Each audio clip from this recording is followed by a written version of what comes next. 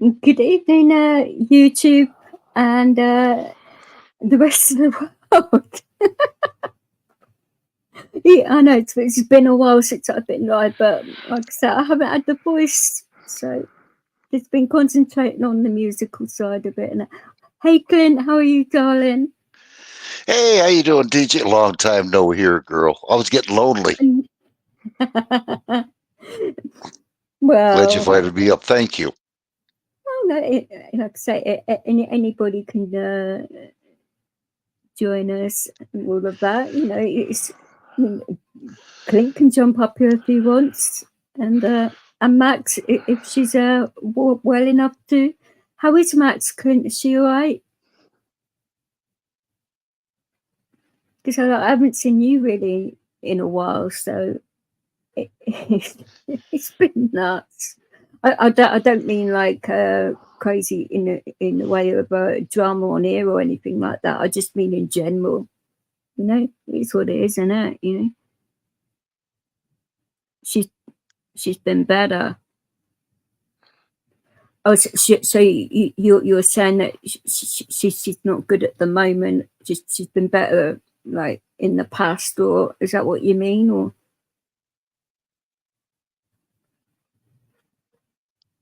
yeah, I know you was in English PP because it's the thing. When I say PP, it's normally the English one because obviously there's Plastic Paddy who's PP as well. So it's like, my goodness, which one do you mean? But I know I saw you in there, and that was the first stream I've been in for a little while, like with my voice, and he was taking the mic a little bit, saying, "Oh, it's lovely to have someone with laryngitis in your stream," and I was like, "Laryngitis." It's a chest infection, you moron. But you know what PP's like. I've just been died. Oh, so what does that actually involve then? If you don't mind me asking, I mean, like I said, I will put the I'll put the link in the chat and all of that, and you know, if people want to come up here, that is fine to do so. Put this in YouTube.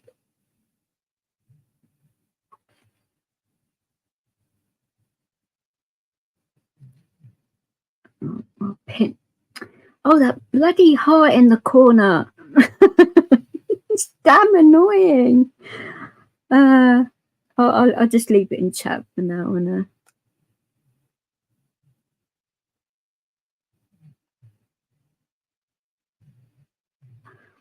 now that is a mouthful, I must say.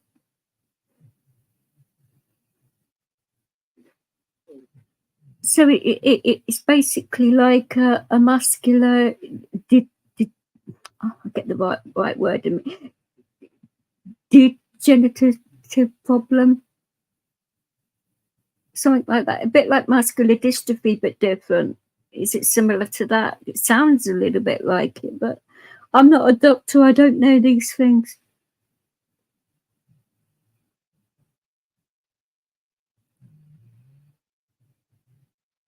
Oh, your blood isn't producing enough protein. Oh.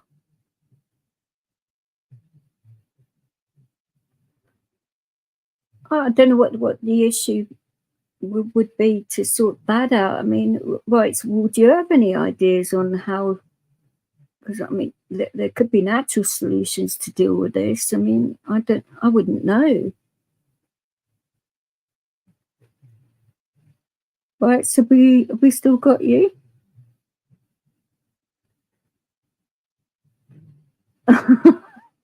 don't say we lost Mike. Oh, shit.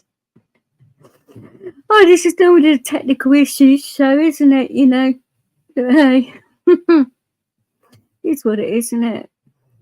You haven't been on for a while and you get technical difficulties within the first few minutes. Priceless. I could hear him when when he came up to say hi, and that before I started the stream, we could hear him then. I can't hear him now. Shit. Unless he's gone to get a cup of coffee or something, but he didn't say, so I don't know.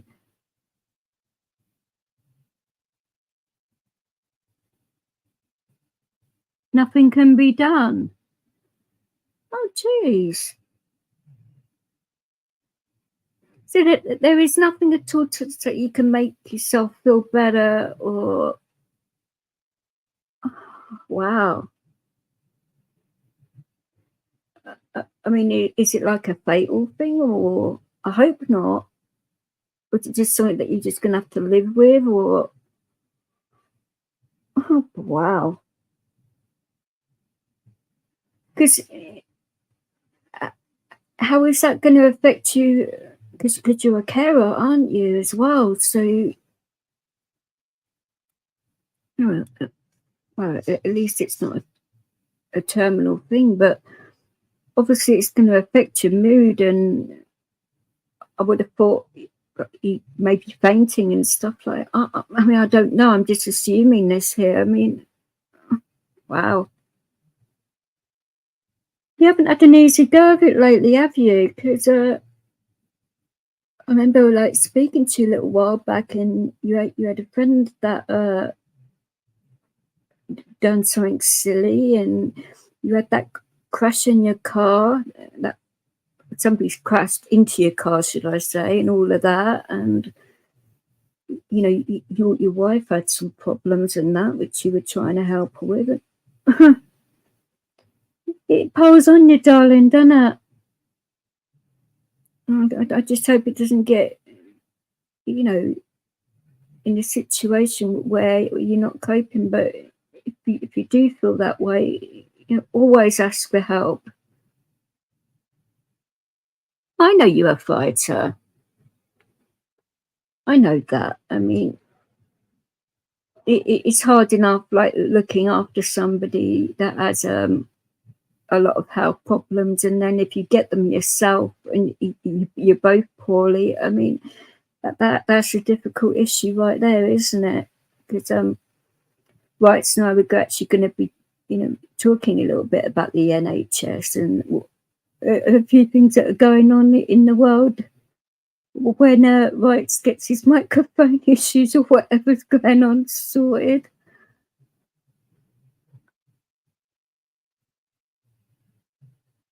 Self-medicate with food.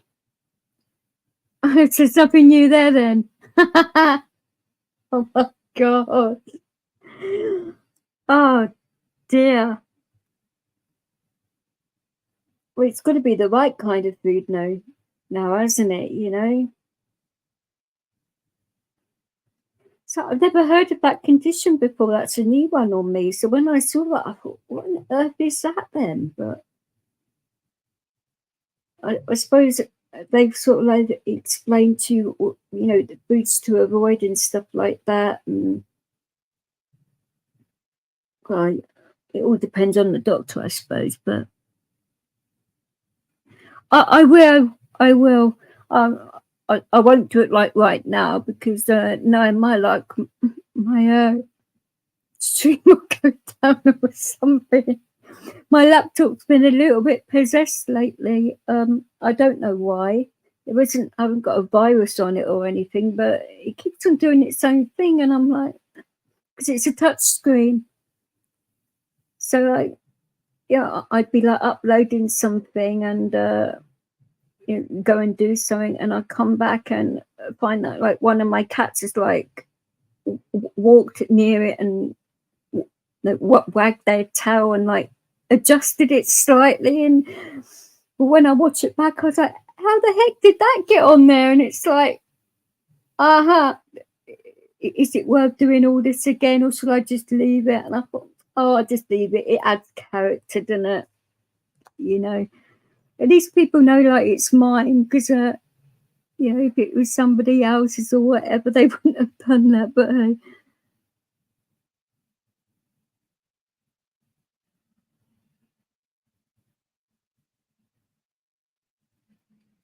you know, you got cholesterol. Well, yeah, because all the food you're eating, and I know you like your food, and that's what I said to you. It's going to catch up with you eventually, and I was hoping it wouldn't, but when you get older, your body changes, and you have to watch what you eat a little bit more. I've never really had that problem because I've always sort of eaten more healthily than not. But I don't need any more health issues. I have enough of my own. So.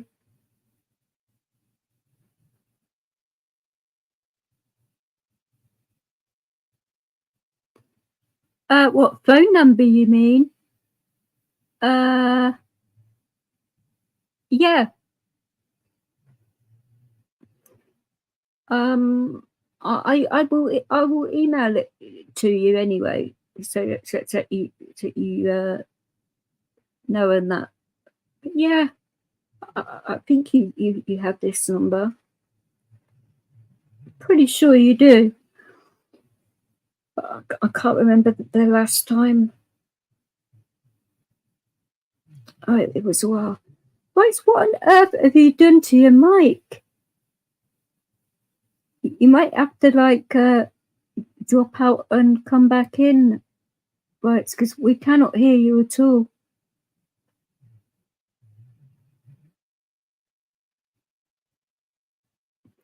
Let's see if I can. I'll message him on WhatsApp and tell him that we can't hear him. If he can't hear us, or I don't know what's going on. It is what it is. It's a pain in the backside. Oh dear. Trying to do 3 things at once. Says sorry, guys. Oh bloody hell! And now my dog's licking me.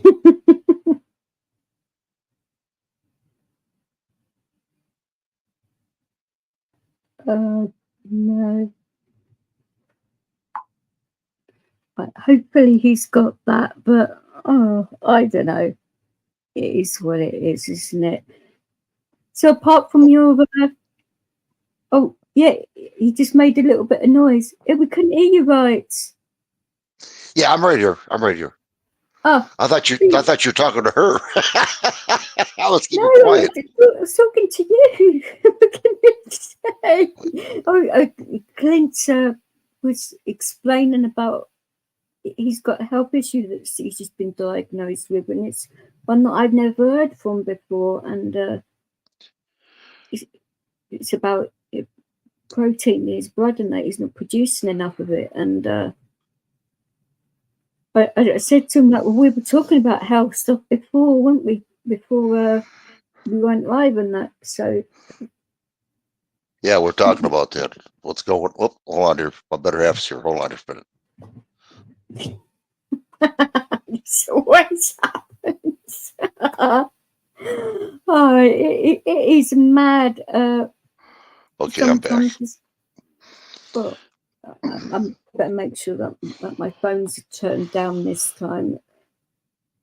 It seems like in the past 6 months, everybody that I know is sick, and I just can't believe it. The amount of people are getting sick, and I can't believe these physicians, they call them, can't help these people out. You know what I mean? It's always something. Well, we can't do this, or we possibly could do that, or it's just getting ridiculous anymore. You know, during my time when I was a kid, my grandparents never got as sick as we're getting sick now. You know what I mean? It's amazing. Sure. I mean, I sort of explained it to you, didn't I? What's going on over here? I mean, I don't know whether or not the same thing is happening where Clint is, but in regards to say referrals, for example, for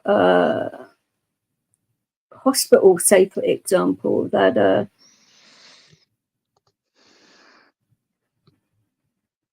you have to well, the actual GP sort of like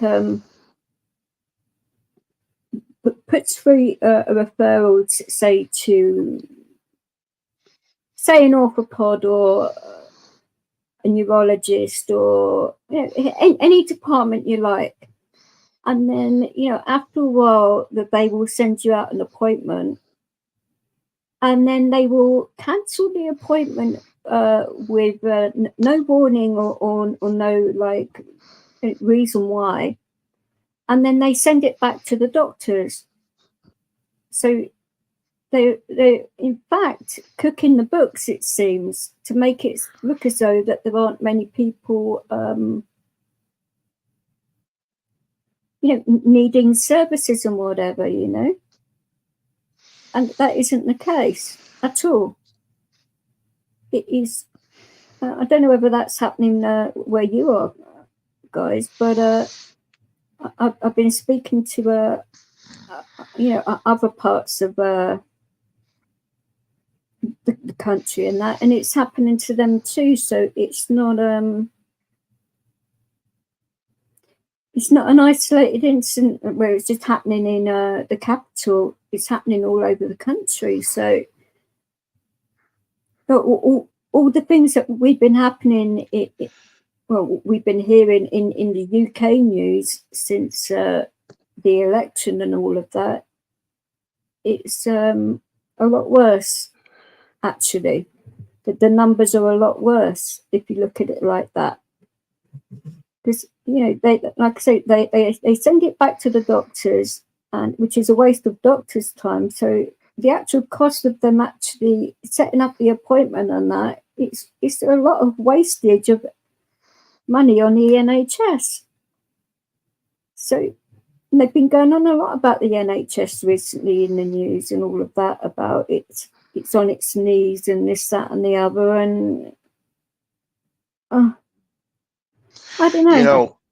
It's good that you guys have universal health care if the system worked right. You know what I mean? Now, because I'm a military veteran, I also have universal health care. It's called Veterans Administration. The taxpayers pay for the Veterans Administration, but we get shit care, and the government over here is trying to get people to go to universal health care. It's all you gotta do is get your taxes, you go to the hospital, you're all set, everything's paid for. No, it ain't that way. And you're telling people right now exactly what's going on over your place, having universal health care. You know what I mean? It doesn't seem to be as quite professionally like we hear over here. We should be like Canada, we should be like UK. And I'm trying to tell people universal health care is not the answer. The problem is government. Government gets involved in our health. When I was a young kid, we didn't have to go to a general practitioner. Just a practical doctor, where you have to go and say, hey, I got a problem here. He said, well, then you can go over here. We're old enough to know where we have to go. If we're sick, our stomach's hurting us, we go to the gastroenterologist. Our head hurts, we go to a neurologist, whatever. We don't need to go to a PG doctor, it's stupid. Hey Ian, hey Lanky, how are you doing?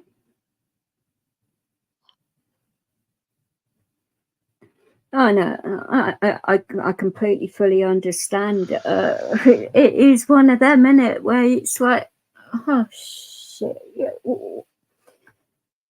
but it's not being talked about. What I was discussing in regards to referrals and that, because out in the community, you normally have to wait a while to see a doctor, as in GP, and then you sit there and you have to go through what's wrong, and a referral for a doctor takes quite a bit of time so that they get all the information right, and then the waiting time that you have for the appointment.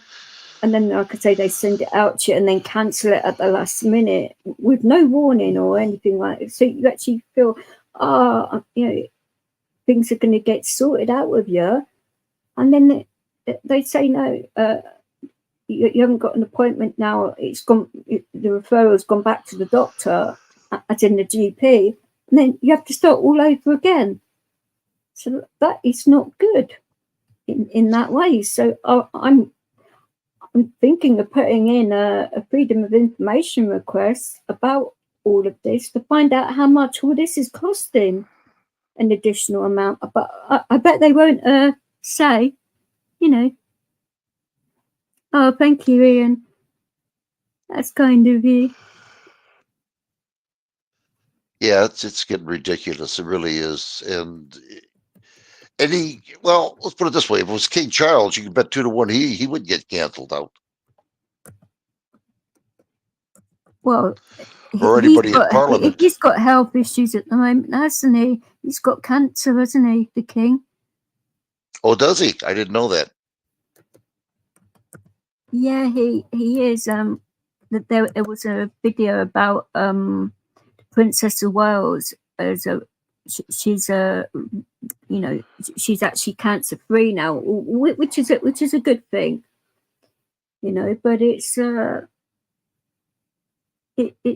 that, you know, two prominent members of that family have that horrible disease. I mean, I don't call it a disease because it is one, you know. And it's nice to hear that you know, she's in the all clear, but he isn't. But if you like the royal family or not, I mean, that's either here or there. They're still human beings and they're still going through that. But I don't know. I mean, maybe they would use the NHS to show an example that it is a good service and all of that. I'm sure. I don't know whether they're allowed. I don't know how it works for them, you know. Yeah, but you know, they got the best care, regardless what they have. You know, I mean, there's no cancellation, there's no waiting right then and there. You know, well, you have to wait. You know, I mean, you have to go to your GP, and you got to. Well, okay, you have an appointment in 2 weeks. Well, what about tomorrow? You know, well, we can't do that. You got to make an appointment. Then they cancel out on you. You know what I mean? It's been a lot better since I changed doctors, granted. I mean, they are a lot better surgery than my last one. I mean, he started off okay and then he got ridiculous. So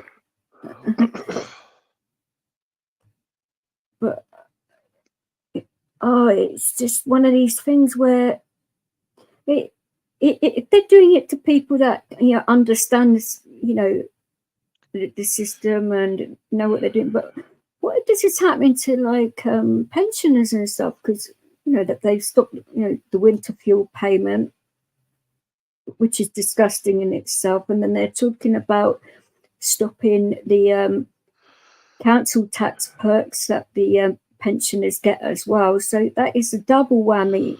And then you've got all this NHS stuff, and then there isn't any money in the social care system. I mean, that's been like cut back for years as well. So I mean, they're just throwing loads of money at the situation, but wasting all of this money at the same time. It is a crazy thing.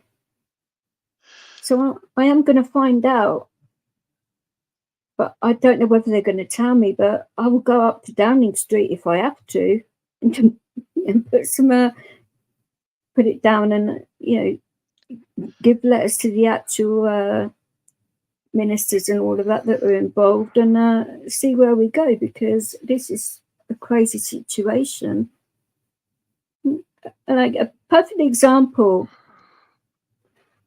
I had my hip done when I was quite young, and I've been waiting 25 years, and a hip replacement's not supposed to last that long. And I've been waiting to see an orthopod for quite some time. And, you know, I explained this to a lady at the surgery this morning, and I said, look, seriously, sweetheart, if I don't get to see a doctor soon, is this going to turn into an emergency surgery, which I do not want it to turn into, because then it's going to be that I've fallen in it badly or something, you know, quite horrible, and I don't want it to be like that. And then that could affect my head and everything else. So, because I'm getting that sorted out finally. I'm on the right medication at last, and it's not in the right dosage yet, but they will get there eventually. It would take probably another 6 to 8 months for them to get the dosage right, but I don't mind waiting that as long as they get it right, and then that will stop the seizures. I mean, yeah, I always have to worry of maybe having 1 or 2 a year or something like that instead of having like a few a day. But no, you can't really complain about that when they've actually listened to me and like put me on the right medication, because my other doctor wouldn't. I'm sure you guys would remember that. When I was asking him, and he wouldn't do it. And the specialist was saying, yes, you can be on that medication, but the GP wouldn't put me on it. And it's like, this guy's got an issue with it. He seriously has. And yeah, it's not good in that way. Well, I don't know how your doctors are over there, but in the medical field over here, the private field, if a doctor screws up, you can sue them. Okay, so they're going to try to do the best they can to make sure you're not getting malpractice medicine. You know what I mean? So they don't get sued. Yeah. However, the VA hospital, they can do whatever they want to do. They have a bad day, they can just shut you off or give you the wrong dosage, because like a cop, they have qualified immunity. You can't sue them. You got to go through the government to do it. And you know how hard that is, government versus government. It ain't going to work. And they know this. Headache. Yeah, they know this. Could you imagine, let's say you were to go down that route, could you imagine the amount of paperwork involved dealing with all of that? I mean, well, what lawyer is going to take that on? They don't. It take too much time. Mm-hmm. And money, not knowing if you're going to win or not, you know. They'll take your money if you want to pay it. But to do it just out of, a freebie, just because they know they can win the case, they're not going to do it. You're right. They're not going to do it at all. And the government knows this, and so does the doctors. So they can do whatever they want to do to a veteran. In fact, the John Daigle, where I go to in Detroit, they got in trouble last year. They didn't really get in trouble. They were on TV about it. You know what I mean? They made a big show of it, Well, we're going to take care of the veterans. Yeah, okay, right. They never did. They never will. I think that is absolutely disgusting. I mean, I don't know whether any of you guys, because I don't normally watch mainstream media for a very good reason, because I normally want to throw stuff, and I get quite annoyed at certain things. But I thought, well, let's sort of like see what's going on, like in Parliament and all of that, because I actually watched the Prime Minister's questions and all of that, and seeing what people were saying about everything that went on and everything else. And I just could not believe what I was hearing, that they've just released loads of prisoners because they haven't got enough spaces, and that they actually promised us that they wouldn't be like violent offences, the people that they've released, but that isn't the case. And now they're saying that they're going to bump the prisoners that they've just released up the housing list over people that haven't broken the law, which is like, what the heck? So on a lot of like news stations, you've got like pictures of all these prisoners coming out of prison, like shaking up bottles of shampoos and getting into expensive sports cars and that, and it's like, oh my God. It doesn't look good, does it, to like the rest of the world and everything? I mean, well, everything that's happening, it's shocking. Go on, sorry.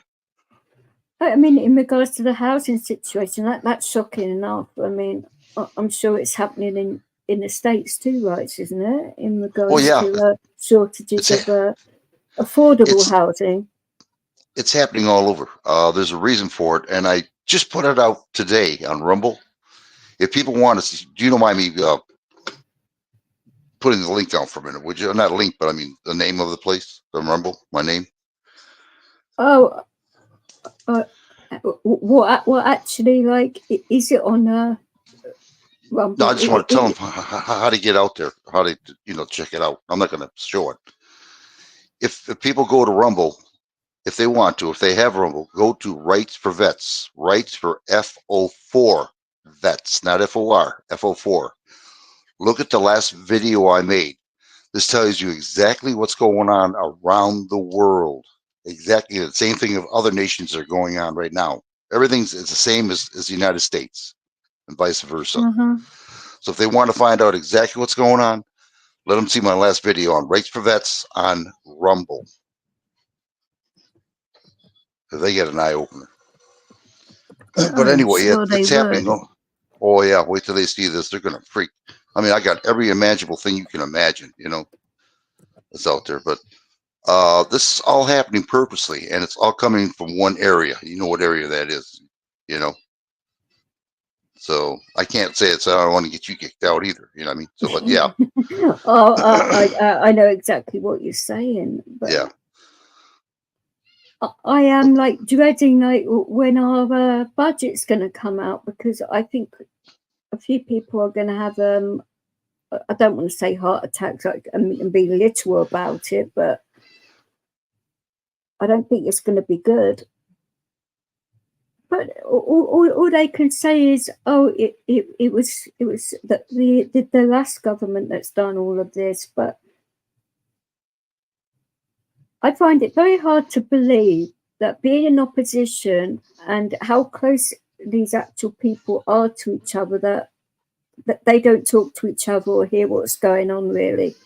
So I think both sides knew the situation, but just like blaming each other. Well, I'll put it this way. In America, we have three branches of government: Senate, President, Supreme Court. All three branches of government break bread together, and they eat at the same dinner table, throwing scraps of food on the floor to us constituents. They're all cahoots together. They are. They're all cahoots. They know what's going on. And they make it sound like, well, it's the right, it's the left, it's the Supreme Court. No. The bottom line is us, the American people, being fooled that they're going to really protect us. There is no such thing as rights. There's no such thing as a constitution. If there was, they wouldn't try to take our gun rights away right now, which is a right, not a privilege, but a right to have. And they're trying to take that away from us.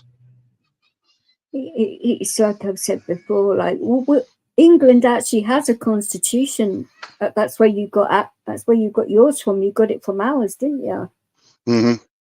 But it's been buried so dark and deep. It's not even printed in law books anymore. So all the up and coming solicitors and all of that they're not getting taught about it. So that is how they're trying to get rid of it, because it can't be written out because of the way it's written down. It was before the Magna Carta, and then the Magna Carta came out and all of that. So, that is just for England. That is not for Wales or Scotland or the north of Ireland. It's only an English thing. Well, so the Constitution. It would mean splitting up the UK if we were serious about getting that and all, which I don't know what people's opinions are about that and doing it, but well, they're putting fear into people. Oh man, guns are killing people. Oh my God, and it's you don't see guns protecting people. You only see people getting killed. You know what I mean? This is done by fear. People are getting fear. Oh my God, guns. We don't want guns. We got to get rid of them. Well, the Second Amendment in the Constitution was there for tyranny against the government overpowering the people. That was the whole idea. Why they couldn't take, our rights away. That's for the protection what of ours us. is written like, yeah. So So the government's playing their game here. So people will say, well, yeah, just get rid of the guns. We'll be safe. No, you still have criminals going to have guns. We have enough laws where they can prosecute people, but they don't want to do it. They allow people to kill people and let them out of jail and, whatever. It's a big game. It's what it is, a farce. And people believe it. But, and I know you do have some gun rights over there, right? In the UK, you're allowed to have guns for certain things. Well, you can if you go like hunting and stuff like that. And I don't mean for human beings or anything like that before anybody misinterprets what I'm saying, because you have to be so bloody upfront in what you're saying now, because people take it out of context and say, oh my god, she's saying this, that, and the other, but you have to have a permit, and every time you actually take your hunting rifles out or whatever, you have to tell the police, and the police come out and check your weapon is secured, and that the actual ammunition is separate and secured and all of that. And every time you're moving about with the weapon, you have to do the same thing. So it's very strict in that way. Mm-hmm. But a lot of people have had their guns taken for like really ridiculous reasons. Yeah, it's just a way of taking away your gun. They got a thing now. They started this year. It's called the red flag. You ever heard it before? No, I actually haven't. Red flag is if somebody says anything about, oh, I see a guy with a gun, get him, and they'll come over and take your guns. If I go to VA, and they think a similar thing then of what I just said, but yeah, okay. Then if they VA, if they decide that I'm nuts, let's put it this way: if I can't handle my business, financial things, and I have a what do they call that? People that power of attorney over you, okay? And they find out about it. Oh, the guy can't take care of himself. Take away his guns, and they'll come over and confiscate your guns. And that's a big thing right now with VA, huh? Well, I could understand that to a degree if you don't know what you're doing and you've got. I could understand that, but that's a little bit of a weird one, isn't it? Yeah, it is. Because well, I mean, if a person can be abused, but.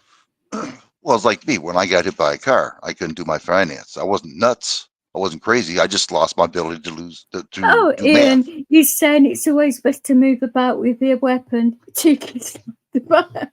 What's that? He is being cheeky. He's saying it's always best to move around with your weapon. Jeez. I told you I said Brits are sarcastic wankers, didn't I? Mm-hmm, mm-hmm. See, I don't mind people talking like that myself. No, I don't mind it. No. Because it's messing about, as long as you're not having a go at people like badly and all of that. Mm-hmm. That's when I get issues about it, because you don't need to. You can have a laugh with people without it going too far. Oh yeah. Well, like Chicago, they got rid of the guns. You got to see the crime rate over there right now. It is just immense. People are screaming right now. There's so much violence over there because they took the gun rights away. How bad would you say it's gotten since it was changed? Because over here, I mean, in regards to London, say, I don't recognise London anymore. It's not wise for a woman to go out at night at all. I mean, I'm lucky in a way because I've got a big dog, but the police, since I did get attacked and that, said do not go out after dark, just in case it was to happen again. And I said okay, which I haven't, which is not really fair on Leo, but you have to be sensible about these things because knife crime is really bad over here, and that it's quite a scary thing. And when it was Clint that mentioned PP's channel, because I saw he was live and I went up and I had a bit of a chat with him because Hey Platt, how are you doing? I had a bit of a chat with him and that, and he was saying that this lady was walking to work in London and that, and some I don't know whether they were legal or illegal, but they were migrants. Walked past this woman, was spitting at her, and they were groping her. Yeah, I'm good, sweetheart, thank you. And she actually called the cops and explained the situation and that. And they actually nicked her instead of the guys that did it. Can you believe that? They actually nicked the victim. Wow. It's Unreal. crazy. It's over here. Well, over here in the States, believe it or not, more women are buying guns than men are now. Handguns. Well, for their protection, and I'm proud of them. I am. I'm proud of them. why is it though in Chicago that they've changed their minds about the Second Amendment? Would you say? Well, the reason for it, and I've been studying on it really hard. The problem is that the government wants to take control over our lives over here. Okay, totally. They want to tell us. Well, they want to put us in 15-minute cities. They want to change our currency to digital. It's the They same want, over here. Yeah. yeah, that's this way. It's a total control. They want to take your energy, your water rights, your food, if you call it food. It's, as far as I'm concerned, it's poisonous food over here with the additives they put in here. No wonder we get sick. But anyway, the whole idea is they want to take control of it. And it's called the Great Reset. And Yeah. they want to do this all in 2030. Now, our leaders here in America, and it's probably in your as well, and I'm pretty sure that it is, they're not leading the pack here. In other words, they're not being faithful to us. What you see on TV is a facade, lies. You know, oh, America, USA, USA. You know, we're stronger than any other nation. And you go to another nation like Canada, we're stronger than the USA. It's a game. It's what it is. You know what I mean? And the bottom line is, if they get rid of our guns, that's less resistance for us to combat our tyranny, our government, because they're trying to overpower us. So they got to get rid of our guns to stop this. Do you actually think if Donald was to get into power again, that he would reverse that or not?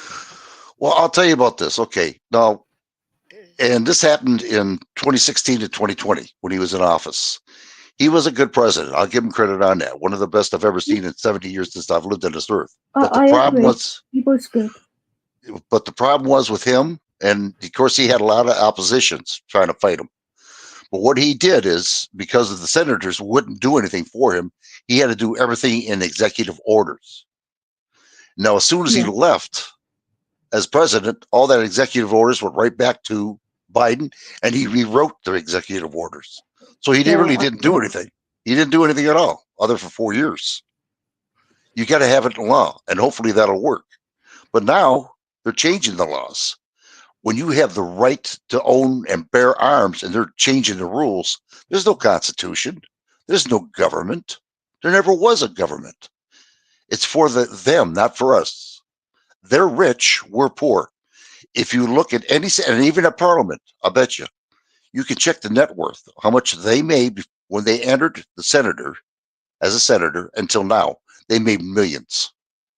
They came in with $100,000 and now they're up to like 5, 10, $250 million. It's amazing how much money they make. And this is all because of shady deals and inside trading. It's amazing how, and people are eating this up. They still believe them. They lie right in front of the people, and people believe this stuff. USA, USA. No. And they're going to find out in 2030 because that's the agenda, is to start to do all this stuff, You can't have natural gas. You can't have water. Right now, Bill Gates is buying farmland like crazy. Bill Gates is buying up water rights. All these glamour elitists are buying. I mean, he can afford to be fair. He's made loads of money out of the situation, as I call it, because you have to mind your words with certain things still, don't you? Well, a long time ago, there was no such thing as monopoly. You couldn't have a monopoly in anything, and they're doing it now. They changed the whole rules around. And the bottom line is, let's say you're running, which, and you can't own a home, you're renting. So now you're at the mercy of renters. Now they can jack up the price as much as they want. Yeah, like over here, like rents have pretty much doubled. They're actually giving more rights to the actual people that are actually renting properties rather than property owners, which is putting off landlords actually renting their properties out as well, which is going to cause a shortage even more. And we were also told, I'm going to bring up a little bit about immigration here, that we are not allowed to know how much it's costing the taxpayer on how much it's costing in regards to the housing and upgrading their housing for them to live in it and all of that. And I saw a program recently where this guy, I can't remember where it was because I was coming round from a seizure, but I was getting into it, and more and more I was coming around, I was getting into it. And I think he was talking to Nigel Farage, actually. It was a guy that knew him. And he had this property that it was a beautiful property. It had quite a few bedrooms and bathrooms in it. And he got a phone call to say, we will offer you a 7-year deal and that for your property and that. But they've been very vague about the situation of who would be moving in that. But this particular guy had problems with, the year previous to the property, and he had to pay out quite a bit in damages to get it, repaired and all of that. So he started asking questions, and in the end, he was told that it was Serco that were interested. And you know who Serco are? No, I don't. What is? I'm not familiar with that word. Serco, they actually, I think Prince William has got some kind of shares in it, but they actually own a lot of prisons, and they actually are part of border farce. But I call them border farce because they are a farce, in my opinion, because it's like a courier service. That they're not protecting our borders whatsoever. They're ferrying them over in cahoots with the French Navy. It's quite shocking, really. I mean, like I will play that video as we are talking about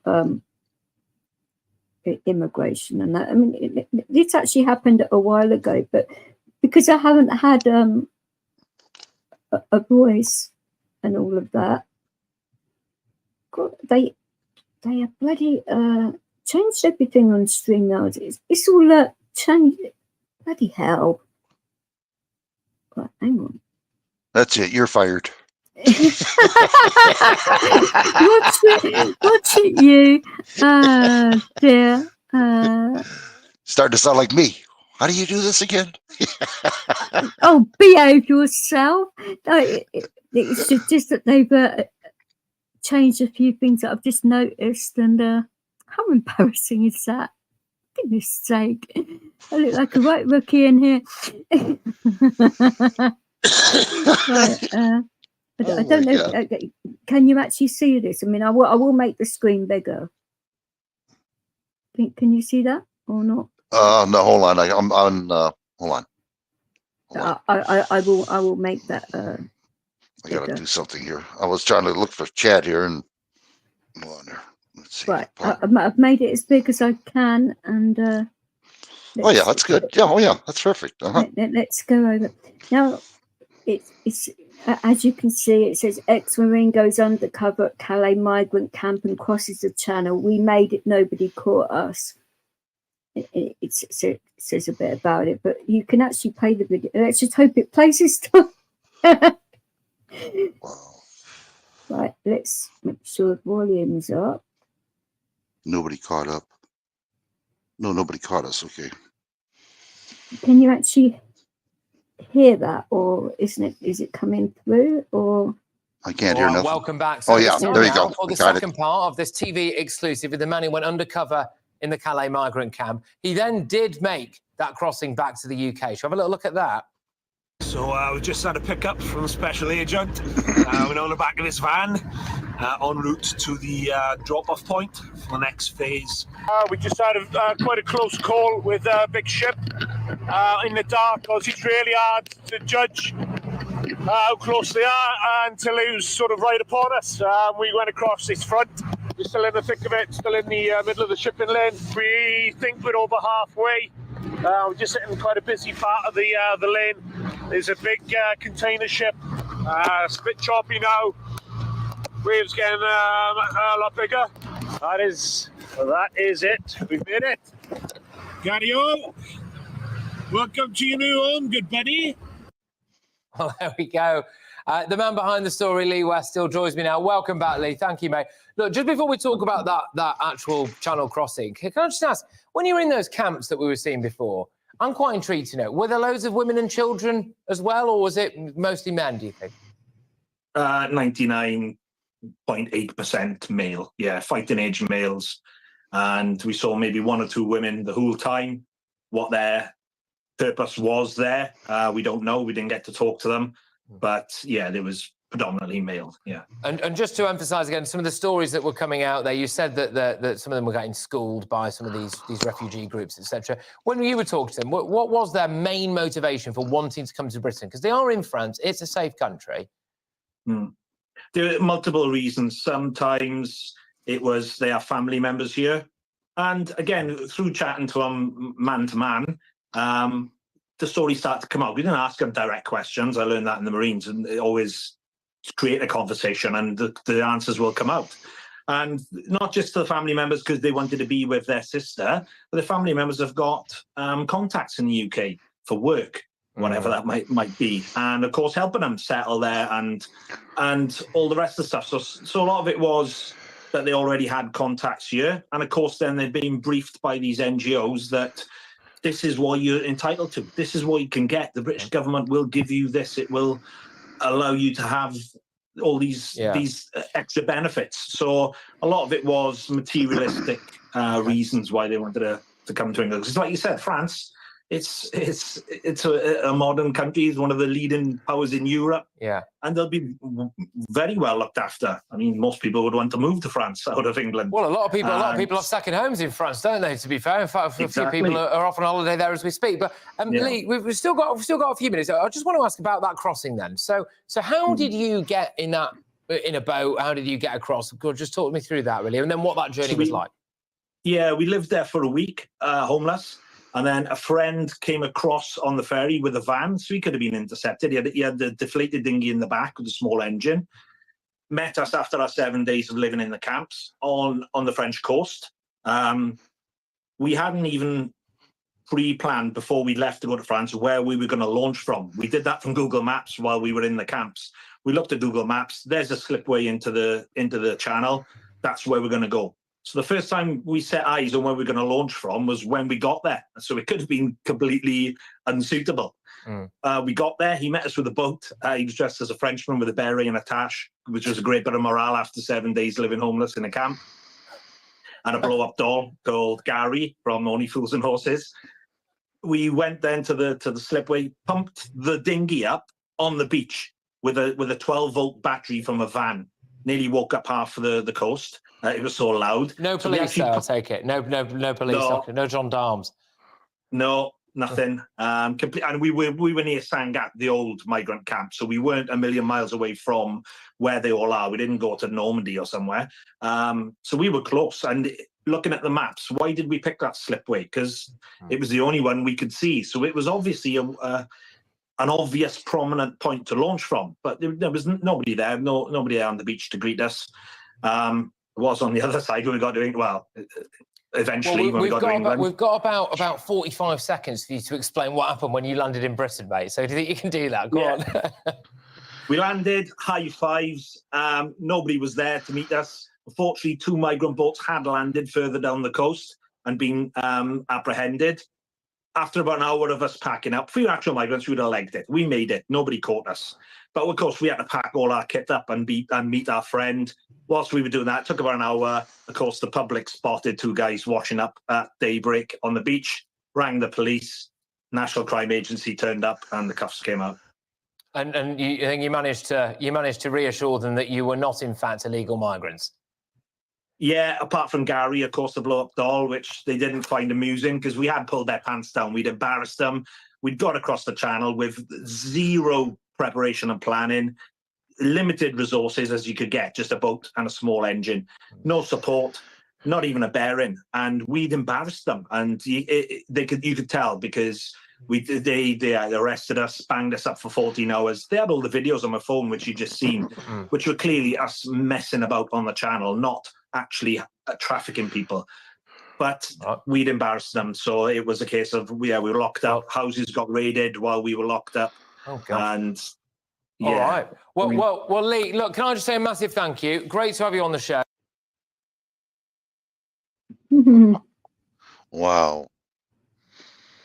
Yeah, I will put a link in the chat about where you can find that, and it shows a little bit more about what actually happened and that. But so, what do you think about that then? Right, so I mean that is mad, isn't it? Same thing happening over here. Exactly the same thing. It's all done purposely. It really is. It's all done. It's happening in Ireland, UK, Hey, France. Cam. How are you doing, Cam? How's your brother, Cam? Yeah, I know. I came across a couple of videos yesterday, I think it was actually, and a few of my friends that I met in Dover are in France at the moment, and they're on the beach to sort of like see what the interaction would be like, being on the beach at night to see what would happen and that. And eventually they did get stopped by a couple of French cops and that, and they were completely fine about them being there and that. They just took their photographs and left. That was it. Yeah, they don't care. They don't care at all. It's like over here. Mostly males are coming over here as well. You know, young males, not old, not young kids. Mostly males. Right in age, isn't it? So, you know, like again, this is all done by purposely. It's all being coordinated throughout the world. What's going on? The same thing is happening in the UK is happening over here in the United States. Exactly, and it's all done purposely. They want to total control over us. That's what they want, total control. And the only way to get out of that, of course, people won't do it. You know, I have a question for you. What would you do when you have no electricity, no gas, no food, no water? What are you going to do? You know what's going to happen? Oh, it's going to be, I don't want to say the word, but it's going to be pretty violent, I would have thought, because people don't... masses against masses. They don't remain calm. Yeah, people pillage and break in your car, steal everything they can of value, and it's just going to be like the movie The Purge. You know what I mean? And this is what the government wants. This way people will scream, help us, government, help us. Don't worry about it. We're going to have martial law.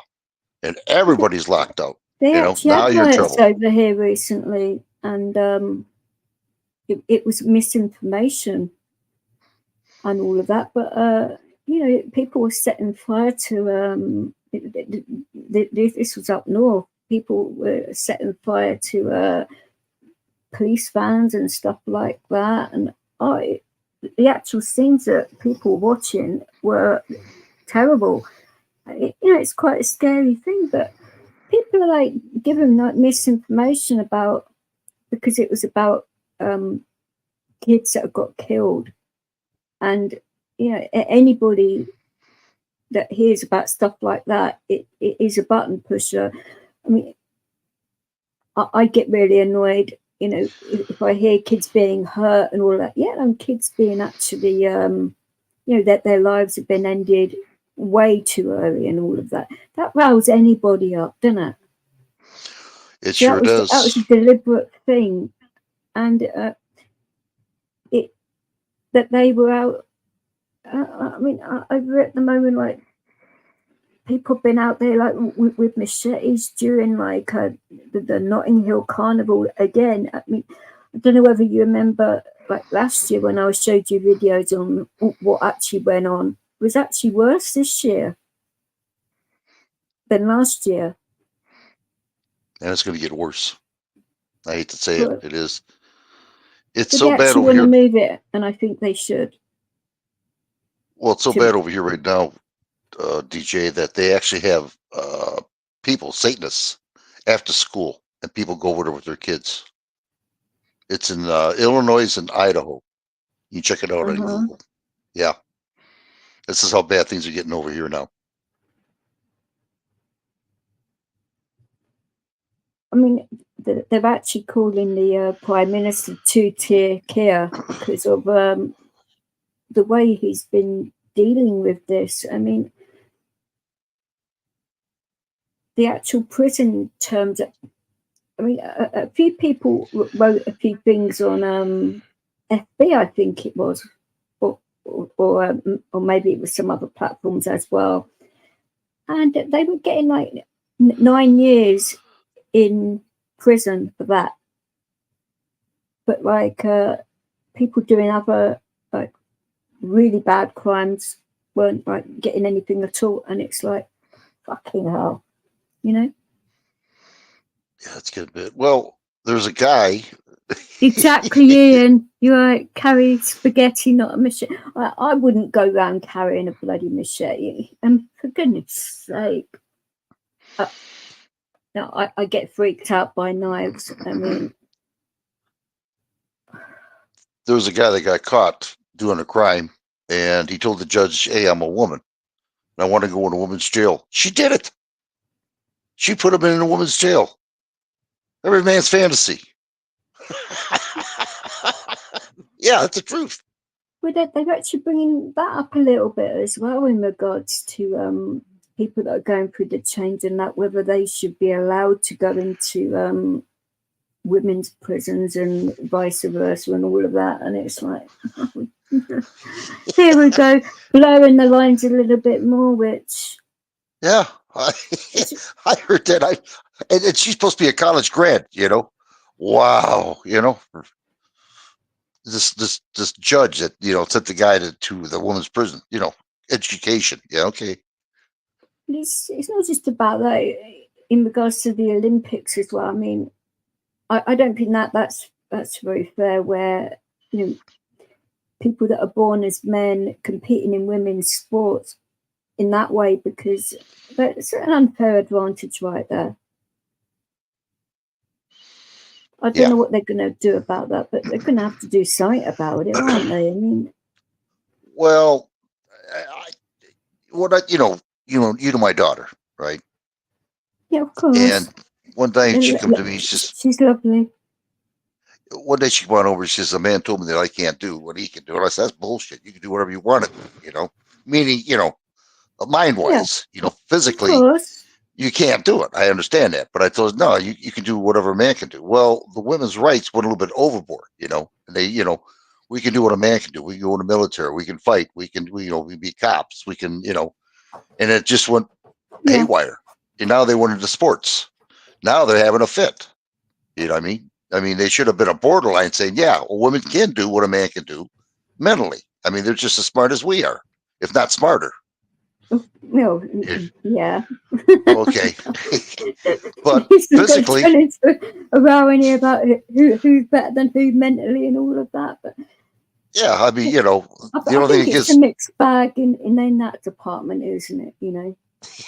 And I don't mean in regards to that was a bit of a. I didn't mean that as a pun either. I just realised what I said, and I'm like, oh crap, that came out the wrong way again. I heard that. Oh, I'm terrible for that. I like to say things about, oh, that could be misinterpreted. Oops. But it's bad that you have to keep on saying what you really mean, but I don't mind in a way, but it's like I say, it's not about race at all. And well, religion comes into to a degree that they are trying to blame it on that, but it's like you have to wake up and see the bigger picture that's going on. They're using that as a smoke screen. Yeah. Deliberately. Yeah. And we can't actually well, we could, but I don't want to like I understand. The powers that be screaming at me for all of that. But you know where I'm going with this. And yeah, I do. Who they're listening to and all of that. So it's like naughty for doing all of that. You know, because all these people are going to these conferences where these people are, and then all of a sudden, all these changes start like filtering through, and they're doing it all through like the back door as well. They're not doing it honestly. Because like in the manifestos and that, in regards to the new prime minister, none of what he's done was in his whatsoever. I mean, they were saying 4,000 pensioners could die this winter for not having this winter fuel payment. And they're actually saying, well, we will make it better by giving that there's like an extra pensions credit scheme where some it's a means tested thing, but there was, I think, is it 256? So 256 questions or 256 pages or something to fill in. And for a pensioner, say if they've got say Alzheimer's, for example, or I know quite a lot of pensioners that are quite proud to actually, you know, ask for stuff, because I don't know whether, you know, people like that. And it's like, what the heck are they doing? I mean, they've like given a pay rise to their mates, as in the train drivers, which they were on 70 grand a year and they only work 4 days a week. Now they're going to get 80 grand a year. And the doctors are getting, I think it's a 15 to 20% pay rise, even though the NHS is on its knees and it's going to grow. So the actual message they're sort of like given out to the unions is that, you know, if you're in a good one, if you go on strike, you'll pretty much get what you want, which is going to put our country on its knees again. It's bad.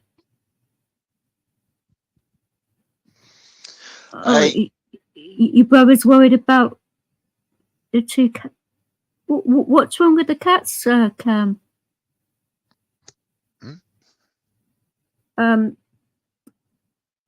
Cam, as in Life of Moguls, that they actually look after like neighborhood cats, that they don't actually belong to them, but they like feed them and look after them basically. They're very sweet cats.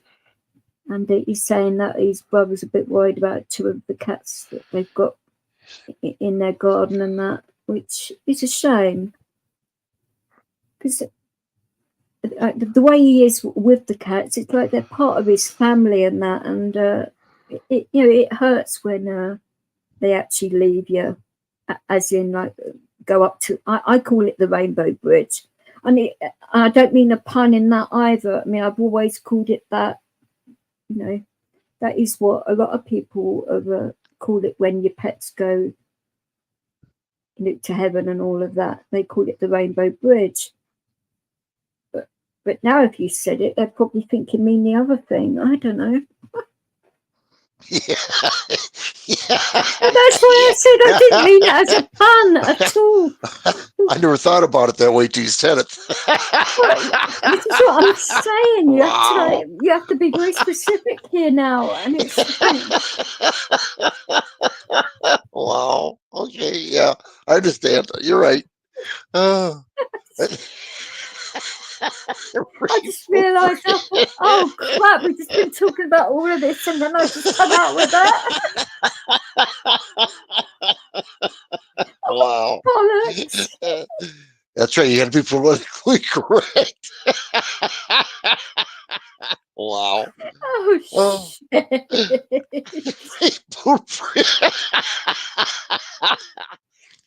Oh my God. Oh, Yeah. That was a good one. That was. I didn't mean to be a joke. This is far from funny because it's talking about pets, you know, when they go to that place, but it's like Jesus Christ. but that was a completely innocent statement, and then I thought, oh crap. Wow. Oh dear me. Sorry. All That's the gonna people stick in my head all night. Oh, probably mine now. Damn. Wow. I do apologise if that has offended anybody. That wasn't my intention. My God. Yeah. Animals are like family, though. They are when you miss them, you know, when they're gone. You know, they're just part of your family. They are. Oh, There's no doubt about it. Callie's been a right little rascal today. She really has. She hasn't,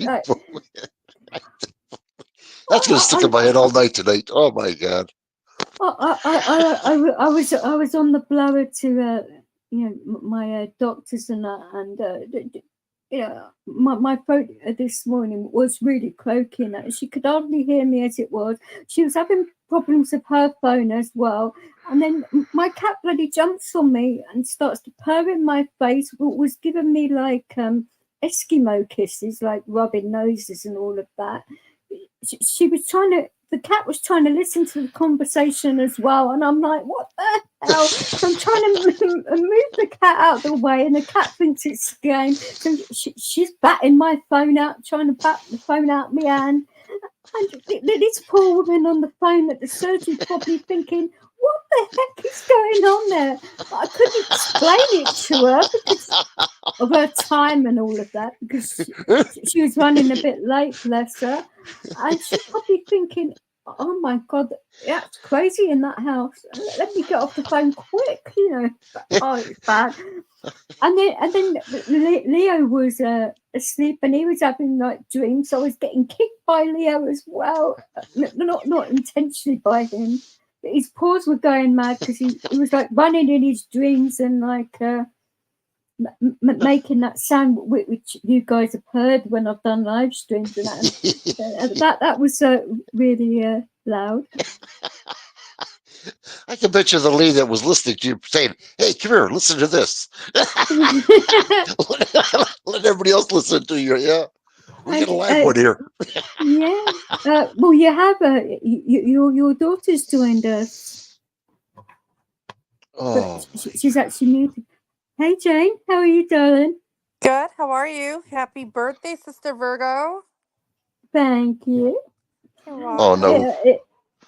What do you mean, oh, no? That's not a very nice thing to say to your daughter. Oh, that's my daughter? I didn't know that. Do I have a daughter? Yeah, I'm showing your picture as my avatar. Hey, Jade. Hi. What is that on your avatar? Oh yeah, it does look a bit like your dad actually, but that picture's a lot more handsome. Do you see? It's the no teeth smile. That's what I was shooting for him. Oh, I'm just kidding. He has teeth. So anyways, how have you been? Well, this is the first live I've done in quite a while. So, like I said, I haven't had a voice really.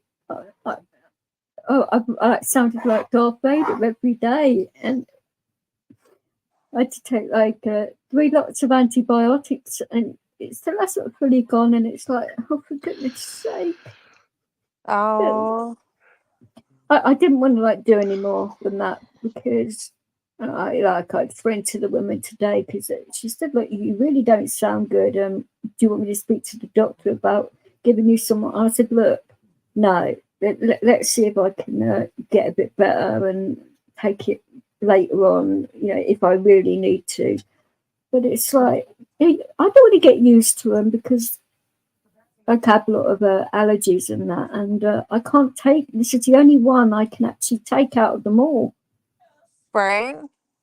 So I've got to be careful because, if I get like a really serious illness, I'm not going to be able to take any antibiotics because my body will be used to them. Yep. Nope. I agree with that. Too much antibiotics, you get antibiotic resistance. So. It was bad though. People could not understand what I was saying, and not having a voice for quite a while. It's quite bad because you actually do need to speak to people and that. And I was getting a bit, I wouldn't say in a bad mood, but I was getting a bit irritable with it and taking it out on people, but not meaning to, because obviously it was wiping me out as well. So I was tired and not being able to sleep too good because it's all that crap on your chest and that. Mm-hmm. And it's just one of them things. And I do not like taking out, my temper on other people unless it's warranted. If they've done me bad, and I don't, that came out a bit blunt. What I mean by that is, if they've done something like wrong to me or something bad in that way, so there are lots of other innuendos you can put with that, and then I thought better explain it. Yeah, I will like be narky with you to a degree, depending on the scale of it and all of that. And if it's warranted, you're going to defend yourself, aren't you? Right. Nope. I I understand think what you mean. I'm the same way. If it's warranted and you keep poking the bear, then I'm gonna show my teeth. But I'm going to do more than that. I'm actually going to bite you. or sometimes that just made me crabby. But I don't need to take it out on people. But some people like the biting part. I mean, I don't know. It is what it is. But some people like that stuff. I don't know. It's been mad. Like some of the streams I've done, like people actually like it when I actually lose it, and I'm like, what's wrong with people? I mean, how is that enjoyable to listen to? I mean, I know some of you Americans like it when I start cursing my head off and have a rant at the same time because apparently to you guys it sounds really nice. To the accent, I don't know, but it does. It actually comes off as polite. It comes off polite. Oh right, okay. Weird. It's like I can't even explain it. Like if I tell someone to like fuck off, like I don't know. I just like it's like I'm being rude, but you're like fuck off. Like I can't do it. I'm not making fun. So, but your voice is much lighter than mine. So it's like it just sounds so polite. Like. A polite F you. Okay. I'll bear that in mind. It just sounds so less offensive. I'll have to get a voice changer, won't I? And turn into a big burly bloke and say it. Actually, it'd probably be even more higher pitch if I got a voice changer because a couple of people on here got one, and that they sort of like use it like as a joke on some of their streams and that, and it sounds as if they've taken loads of helium. So God knows what my voice would sound like on a voice changer. My goodness. Right. It might be fun to find out on a live sometime. Maybe get one and test it out and have a good laugh. It would probably sound kind of cool. I don't know. Either that or it sounds like you sucked in a bunch of helium. I don't know, but Well, it probably does already sometimes. I really don't know, but I don't know. I'll think about that one and see. But yeah, because I sort of like saying to people, because I was on a French stream, was it yesterday or the day before? I've lost track of time. So, but seizures, so I always lose track of time, and then after a while, it like comes back to me. But jumped on a friend's stream a couple of times because he done 3 in one day, and I'm like, wow, you're a glutton for punishment today, aren't you? 3 in a day, but hey, he felt he had to. And we were having a good time. I met some really nice people for the first time, and there were some people that were in there that I'd known since 2020, so it was quite good. And that, and you're having a real good laugh and that, and then it cheered me up. So I thought, I will definitely do a live this week and take it from there, innit? I may actually do like a mental health one on Sunday. another live? Yeah, on their mental health this time, and because obviously, speaking to my surgery today, and what they were explaining, there's some schemes that you can go to actually get help for certain things and that. So I might put that out there to help people out and that, to see if they can get it in their surgeries and whatever, and see if they can get a bit better within themselves if they are feeling a bit low, or if they've got PTSD or anything like that. And That's nice. Yeah. well, PTSD is a pain in the backside. I mean, anybody that has it will tell you that. Yeah, it's not fun to my neighbor behind me.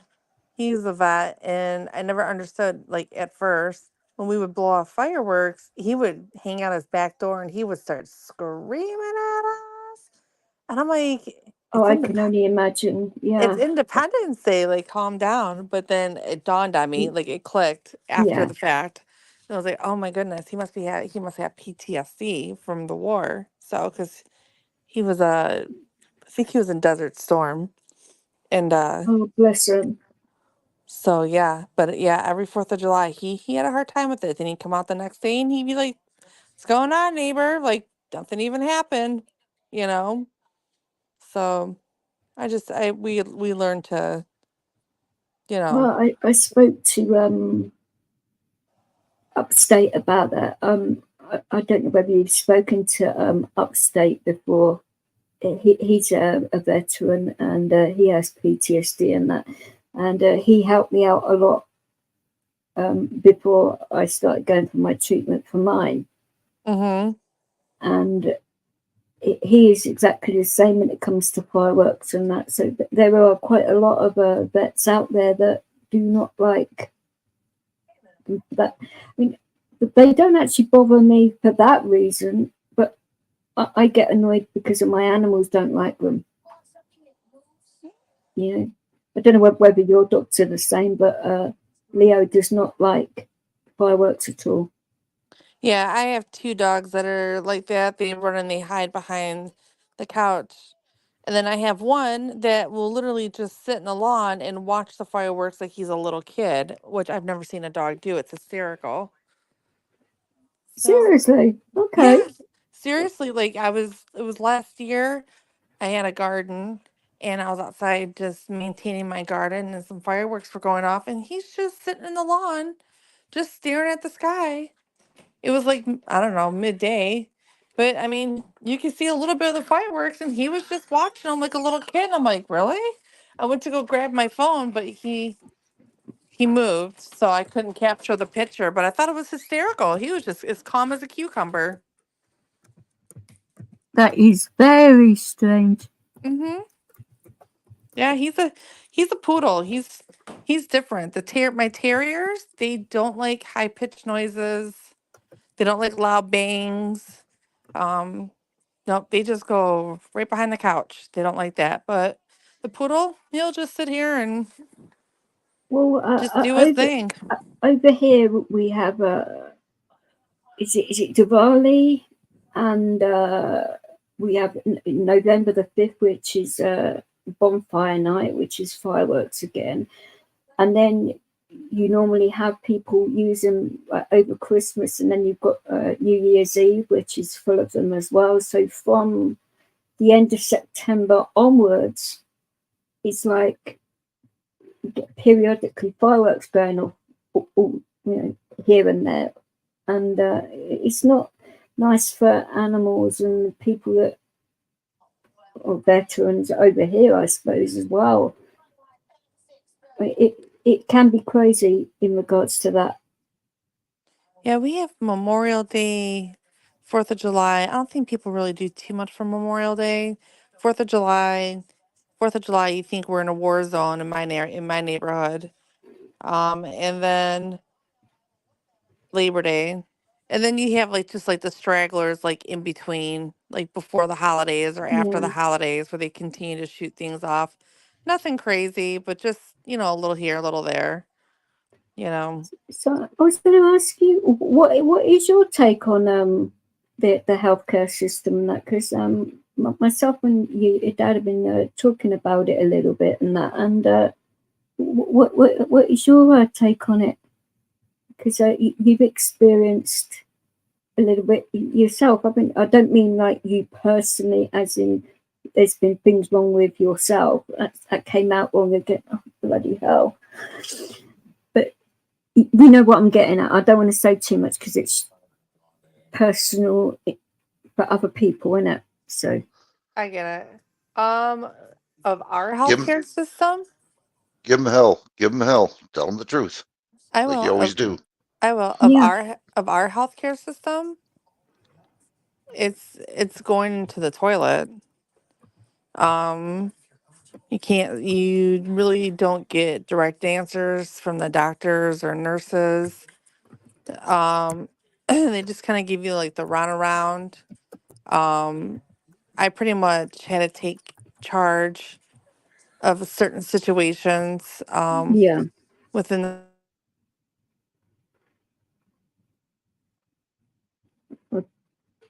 I think I think we lost her. Your internet's cut out a little bit, so we will wait for your internet to catch up. You have no volume there. Yep, she's coming right back. Yeah, she's coming right back. Yeah, she'll tell you everything because she's, let's say she knows what's going on. Believe me, she does. Yeah, what was all that about hacking as well in regards to near where you live and that it all got hacked? Yeah, 2 hospitals in Michigan. Yeah. The computers got hacked where they couldn't use the computers. They had to use paperwork. And the personnel was not used to paperwork. So everything slowed down quite a bit. I mean, it slowed down to a halt almost. And this is done purposely. But again, this is their fault because they wanted to be cheap about it. And they put their mainframe across states to another country. And they got hacked over there. Instead of putting it in here in America, where it could be safer, they didn't. They put it across the seas, the mainframe, and they got hacked. Both of them didn't. So, yeah, it was a nightmare. It was a freaking, they were just mad at the hornet. I could only imagine. I mean, they were saying as well that the NHS's computer system is 10 to 15 years behind its time as well. So it makes me wonder, what the heck have they been spending all that money that we've been throwing at the NHS on exactly? I mean, I was watching another thing. Like I said, I don't normally watch mainstream media programs, but, I thought let's go for a few of these to sort of like get a mixed bag of people's opinions. I wasn't just like sticking to one channel. I was going through quite a few of them to, you know, I wasn't getting it just from one person's opinion. And they're pretty much saying all the similar thing, that there's too much management and it's not going to the front lines. And it's also not going to social care and care in the community, which is only going to escalate the problem with the pensioners and all of that as well, because it's going to end up that they're going to end up in hospital, because a lot of them were interviewed, and some of them that said that they would stop like eating and put on the heating instead, because it's a choice of one or the other since they took the money away. Because there is a cap that's coming off on all of our heating in October, and you know how much our heating bills rose. It like tripled overnight pretty much. It's going to go up even more.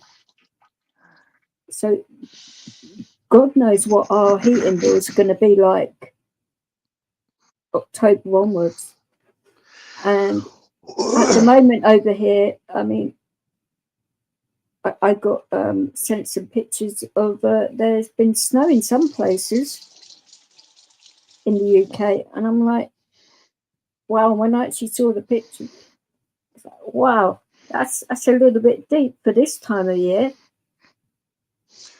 Well, I'm like this, and you know me, and I'm not scared of saying it. You know I'm not. I could care less. I'm at an age right now, who cares? You know what I mean? But if they ever shut off my heat, I have no worries. You know why? I'll go out in the woods, burn out a whole freaking forest. I don't give a shit. You know what I mean? This is the way I am. I don't care. You know, you want to be that mean to shut off the heat? Good. I'll be that mean to start burning up the forest, you know, just to get heat, and I'll do it. You know what I mean? I mean, it's just they want to eliminate 6 to 7 billion people on this planet. We are the carbon base they want to get rid of. We are the natural resources that we're taking away.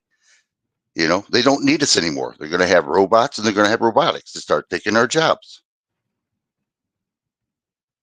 And this is the whole bottom line. And again, it's all documented over in Rumble. Everything. You know me. I don't say nothing without proof. You know that. I think they were saying yesterday or the day before that because they were thinking that having all the migrants coming over here would actually be good for a big business and all of that, but apparently it's going to cost for low skilled migrants 150 grand each. So that is going to be a whopping great big bill as well. So no wonder they don't want to give us the figures for all of it. The country would implode on itself. Let me ask you something. Damn angry, you know. Let me ask you something. When they come over to your country, are they allowed to vote?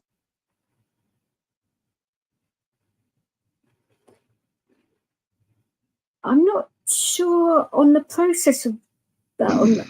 If they have to be, I mean, surely they would have to be given a license to stay first, but that they're rushing that through.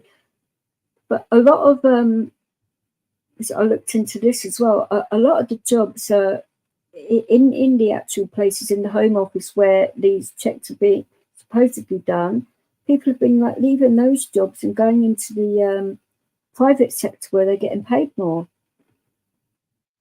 So they haven't really got the infrastructure to deal with the amount and all of that. So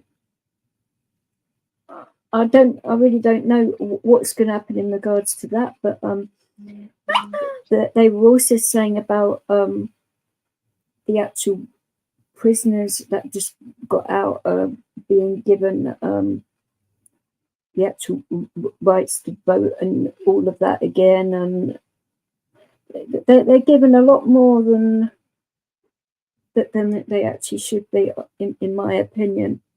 I mean, and why are they doing that? Do you know why they're doing that? There's a reason for it.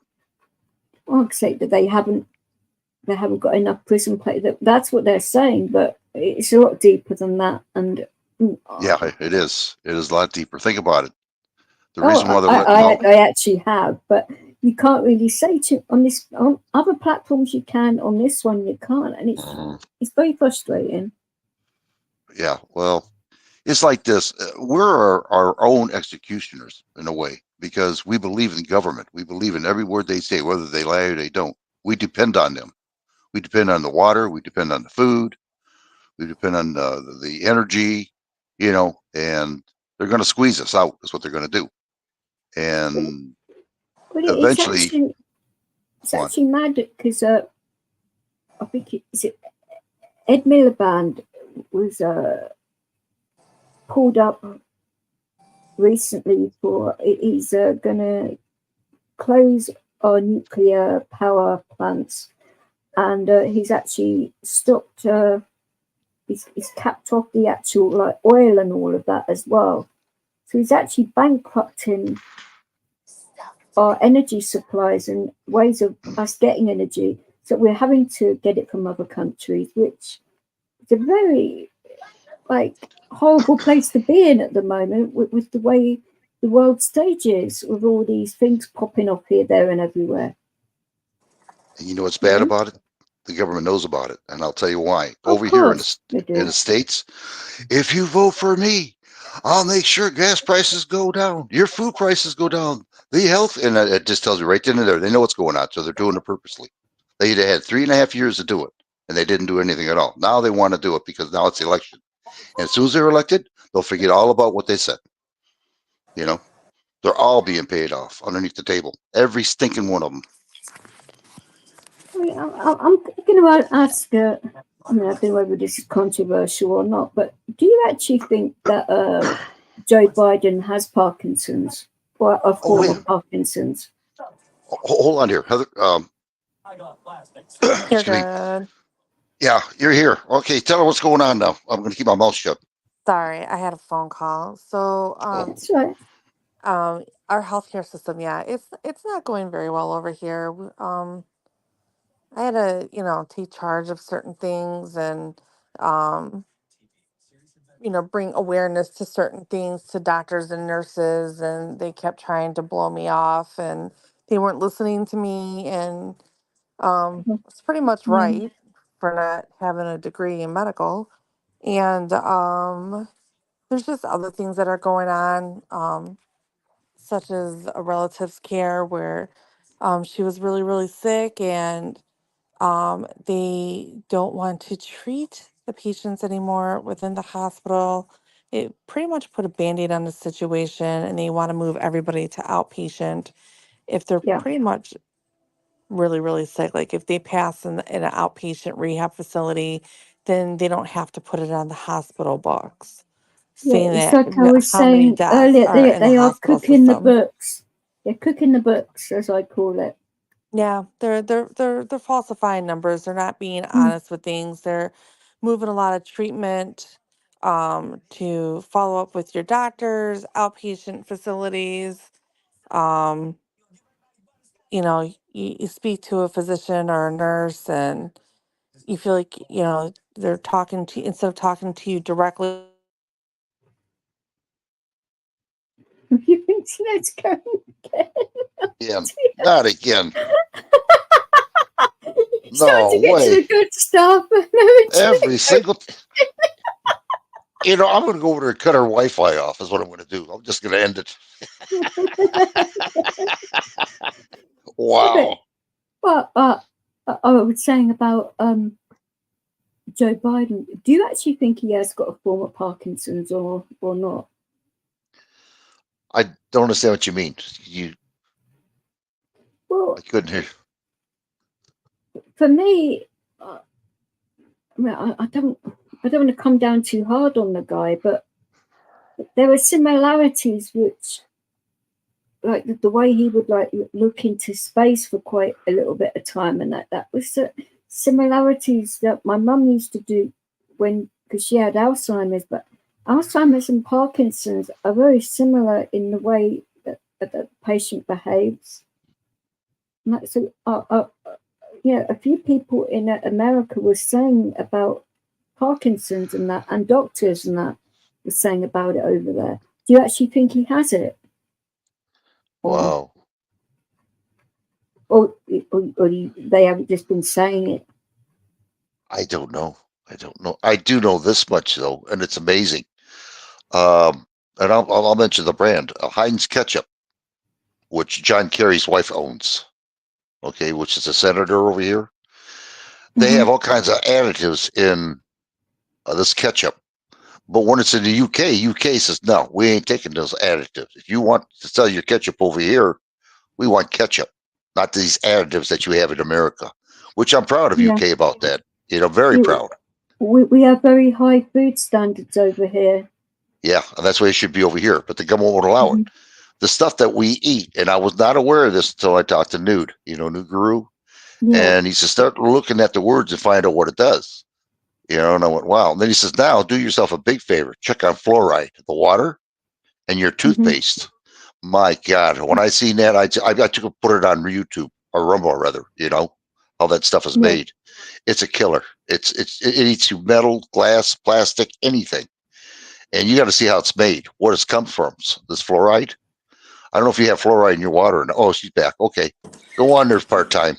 Okay, I know. I feel like part-time because I got another phone call because, nothing can ever end in one phone call from this one person. They have to call it 3 or 4 times. It's all right. I don't mind. It's what it is, isn't it? It drives me nuts. It's like, just get everything you need to say in one phone call. Then he'll call back like 5 minutes later. Then 10 minutes later, it's like, okay, enough. But so yeah. Anyways, they're just that's meant for you sometimes, Yeah, right. This is a lot of times. As you're talking, I'm going to give you a phone call. So hold on. No, you don't. Go on. I'll keep quiet. You actually want one from the UK as well?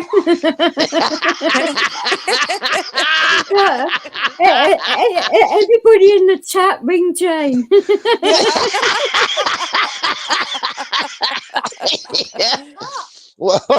Wow. The number is +1. No, I'm kidding. 779. Never mind. Like. Oh dear. Yeah, you were saying about medical stuff. Sorry. It's okay. So yeah, they're cooking the books and they're putting on a facade with with a lot of things, and it's not the same medical system pre 2020, we'll say that. Yeah, a pre-situation, as I call it. Yes, exactly. So it's very different over here, and I was pretty much saying the same thing at the start. Well, not at the very start, but before you came on. Basically, what's happening over here is you would go to your GP, and he or she would do a referral to a specialist, whether it be an orthopod, neurologist, whatever you need, and that. And then you would have to wait a while for an appointment to come through. The appointment would come through, and then they would cancel it with no explanation or anything, and then say, we have sent it back to your doctor's surgery. So they have to then start all over again. And then the process goes over and over and over, and they keep on doing that. So that's another way of their cooking the books. And it's wasting GP's time and the hospital's time. So how much is that costing us as well? A lot. A lot of money. Exactly. Yeah. There's so they're much wasting waste. it. Yeah. Yeah, exactly. There's so much waste within our healthcare system and our insurance system. And I was just explaining this to my dad. Like, so instead of like you're having heart problems, and here you would have to go to your doctors and get, excuse me, an EKG, and they would check for any irregular heart rhythms. And if they see something, then they send you for an ECG, and then they send you to say for a stress test. Which And is you an have to go through these. echocardiogram for people in the chat that don't know what that is. You know. Oh yeah, sorry, I'm sorry. That's all right. It's okay. And then, they'll send you for a stress test if needed. And you have to go through these levels. And I'm like, if they just give you the test that you actually need to get deep within your heart to see everything, problem solved. You can see what's going on instead of going, Yeah. here, here, here, and here. Just like for a cancer patient, if you have cancer, you should automatically qualify for a PET scan. It shouldn't be, well, if you have breast cancer, excuse me, in the States, Yeah. and if it didn't leave the ductal, if it didn't spread to anywhere else, you don't qualify for that PET scan. But if it did, leave the ductal of the breast and it did spread, then you'll qualify. Well, as a preventative, they should just automatically give it to that patient, Have they regardless. given a reason why that is so? Because that does seem a bit dodgy to me. It's like they want it to spread. Well, yeah, because if they are able to prevent it right away, then the insurance companies and the hospital systems aren't going to make money off of you. Go potty. Well, you would think that it's more important to save a life than, earn a little bit more cash, wouldn't you? I mean, I don't know. Yeah, I say the same I thing. see. I argue that All same right, point too. you can come up, Clint. Of course you can. I said anyone's welcome up here. Charge him double. Charge him double. Yeah. No, he's all right. He's a Clint. He's a really nice guy, and he's looking after his lovely wife and that. And I'm just sorry that he's come down with something, but I'm sure when he comes up here, he'll explain it all. But it just makes me because at the moment I'm waiting to see several different departments because it all comes under different departments, and it's like I said to her that she was a pharmacist, she wasn't a doctor that I spoke to today, right? And I said to her, look, because it's been so long since I had my hip done. It's been 25 years, which are not supposed to last that long. So it's going to turn into an emergency operation, which I do not want it to be like that because I don't want to end up breaking my leg and then there's more issues going on there than needed, and all of that. I would have liked to have been done as an elective surgery, but if it's going to take another 2 years or whatever, I don't think my hip can hold out that long. To be fair. And she actually understood, and she didn't. When I said it's been 25 years, she was like, "What?" And nobody's followed that up. And I said, "Well, I've been asking." But crazy, isn't it? It is crazy. It's supposed to be 10 to 15 years they last. I've got an extra 10 out of mine. Yeah, it's because I do eat healthily and all of that. Probably why, I don't know. That probably makes a difference as well. If but if you've I'm had not that a in heavy for a long person. time, Unlike what people try and say online, I am not a heavy person at all, which is a good thing for your hip and back. That I'm not a big person and all that, because if I was, God knows what kind of strain that I put on it. That makes a huge difference because it's not wearing as much. But still, if I mean, to have it in longer, not wearing as much. What are you trying to say? I'm kidding. No. You know what I mean. I'm sorry. Yeah, I've started streaking through the streets. But no, I mean, but I mean, weight is a factor when you have replacements. It is. Of how much it's wearing and how much you're using it, and but I mean they also have different replacement, for different size people as well. So well, like I said, I had mine done when I was very young to have a hip replacement done when I had mine done. So they actually said from the age of 11 I needed one. So I was just like waiting, and it just got to a point where it got so bad. They said, look, we're going to have to do it like very soon. But after a certain point, they want to make sure you're not going to grow anymore, because that will bugger up your body more. So you've got to make sure you stop growing. And with women, it's around 20 years old that you stop growing in height and all of that. You may grow in other places like weight-wise and all of that, but height-wise, no. Yep, that's true. My daughter has medical issues, and her medical issues depends on her growth, and you Oh, know, bless you. so they are constantly checking her growth plates to see if she's like finished growing, or are they getting closer to being sealed, and so that's like an annual thing that we do with her. Yeah, they actually would. They pretty much did the same with me. So yeah, I understand all of that. It's one of those things that as a parent that you get really worried about. I mean, like when my kids are born and that they actually missed it on my children. They actually have my hip condition. So you can turn your camera off, Clint, if you want. I don't have that rule over there. You're right, Clint. Yeah. This is Jane and Mike, good. as you know. Hi, So- how are you? Yeah, good morning. Sorry, Vix, I'm just out walking the dog.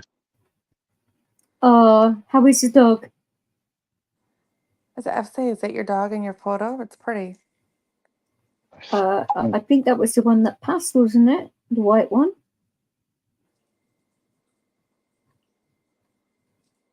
You right there, Clint? What kind of Or breed you- what kind of dog is that? What Can kind you of hear me breed? all right? Yeah, well, I can now. Yeah. She's a Patterdale Terrier cross Jack Russell. Yeah, Oh, Patterdales okay. are normally black, aren't they? I thought. Yeah, this one isn't. Obviously But not. I'm out with my mum's dog. Oh, I'm out with my Pretty mum's dog. dog at the moment. He's a Pretty dog. Very pretty. The one I'm out with now is a. Thank you. The one I'm out with now is a big husky cross collie. Oh, interesting. Is Huskies can be very unpredictable, especially around moggies. This one's I don't know well. He's not too bad. He's got all the strength of the husky, but not one brain cell of the collie. That's why I called him Dizzy. Oh, bless you. Let me put the camera on. Let me put the camera on. I'll show you him. Okay. So is he more hyper like a husky? Or is he a little more calm? Oh, he looks like a husky. Yeah, and a border collie. Yeah, I don't know. I Oh, kind of see look both. at those eyes! My goodness, Yeah, it's yes. very pretty. Oh wow! I'll turn my ugly mug I off. thought you. Better. Oh, behave yourself. Well, you can tell he takes care of his dogs. Wow, beautiful dogs. Oh, yeah. Are you saying I don't? What were you saying, No, Mike? no, Come on, no, now. I'm not. I'm kidding. She's so mad. You I'm keeping actually quiet. walk into it every time, don't you? I love it. Open Wow. mouth, insert foot. That's what he's known for. I'm just a man living in a woman's world here. That's all. Yeah. Okay. I know the Yes. feeling. I'm outnumbered at home. Oh, your wife is lovely. Plus, I live with 3 bitches, the wife and the 2 dogs. But Max says, don't forget I'm number 1. Oh, Hey, no. I love it. But Max says, don't forget I'm number 1, bitch. I'm like, yes, dear. yeah. I know you didn't mean that in a malicious way, by the way, but. Yeah. So you were saying that you've been it's diagnosed. nice to see you back, Vix. Yeah, I am. Well, Yeah, called unless I lose my voice again. monocular. Then, Yeah, it's called monocular gammaopathy of an undetermined significance, MGUS. I'll be right back. okay, Jane. Basically, my blood's producing an abnormal protein. So I have to have blood tests quite often and all that now. Well, that's a bit of a bummer if you like get freaked out about needles and stuff, isn't it? Well, I never used to with my old lifestyle, but now someone goes near me with a needle and fucking brings me on in a cold sweat. I'm like, oh, do you have to? You can come up here and if you want to. You don't have to, obviously. Is that Ian Beale? Ian Beale's Jelly Deals. Yeah, he can be a bit controversial in other people's, but he's never been nasty to me, so I haven't got an issue. Why is it other people like try and drag you into like everyone else's arguments? I mean, that's why I don't go on many chats. That's why I don't go on many chats now, Vix. You know what I mean? Well, I know you saw me in PP's the other day, and I was trying to have a laugh with everyone in there because that's what's needed, not all this serious, drama shit all the time, And I think PP appreciated it because he seems to like my sense of humour, and people that don't know me in there have heard other people's sides of the argument, say like John Smith, for example, because he won't admit that he lied and all of that, even though I proved it many times that he did. But they've heard his side of it, and then when they actually get to know me, they're like, oh, she's not actually like that. So it's people have to learn for themselves what you like and that, and what you see is what you get. If you wind me up enough, I will say something to you if I think you're wrong, but I won't like be really bitchy about it unless it is really bad. Then the gloves come off a little bit, or if you're attacking like really good friends of mine which don't want it, then I get a little bit. But there's just way too much of that going on. And I haven't been online much myself, so you can put my music out there. So I've got a few of your mixes on my playlist on my phone, so I have in the car on the way. So some people say, "Oh, it's a bit hard," and I'm like, "I'll start playing a bit harder then, shall I?" That's quite soft. You wanna put a 90s industrial gabba techno out? That'll fucking make that's hard. Yeah, well, I have got some French core, and it's actually on with the French core part is more on part 3, which I haven't released yet on YouTube. I mean, I will release it soon, but that is a little bit like gabba. I'm like, whoa! Trying to mix that though. You want to get onto a YouTube channel, Vix. It's called Neophyte Records. You want to listen to some of the stuff they bring out. Oh, I actually do have their label. Yeah, Neophyte. Some of it. Yeah, he's a good DJ actually. Yeah, and Anger Fist. You ever heard of Anger Fist? I don't think I have any of that one. No. Okay, I'll take a look. That's not some. I've got so much music, Clint. It's everywhere here. Oh yeah, I've got all sorts of my playlists from Motown to D&B to hardcore, classical, rock. I'm the same. I like the music because it's a good icebreaker for people. This is what I was saying to people, like, because I put a bit over the TikTok as well. Yeah. And I said, but music is universal for everybody to enjoy, and that is how you can sort of like break up the monotony of all this drama. Just put a bit of music out because everybody enjoys music to a degree. Then, unless people start like insulting you, and I said, well, if you think you can do a better mixing job, let's have a deck off. I didn't say the actual rude version because so I used to say that as in men's extremities and all of that. measuring each other's and all of that. And I'm like, oh God. But no. So it's like, yeah, if you think you can do better, I don't mind, doing that with you. And then let's see how good you are. Because I picked up within 2 weeks. So, all depends what kind of mood I'm in. Like, because beginning of July, I had to drive down to Portsmouth because my nan, she's 94. She's got vascular dementia and Alzheimer's. Yeah, I did put my foot in it there. Was it the last string or the one before that? Well, I put my foot in it with you. No, I didn't mean that. And then I realised what you meant. And I was like, oh shit, that's really bad.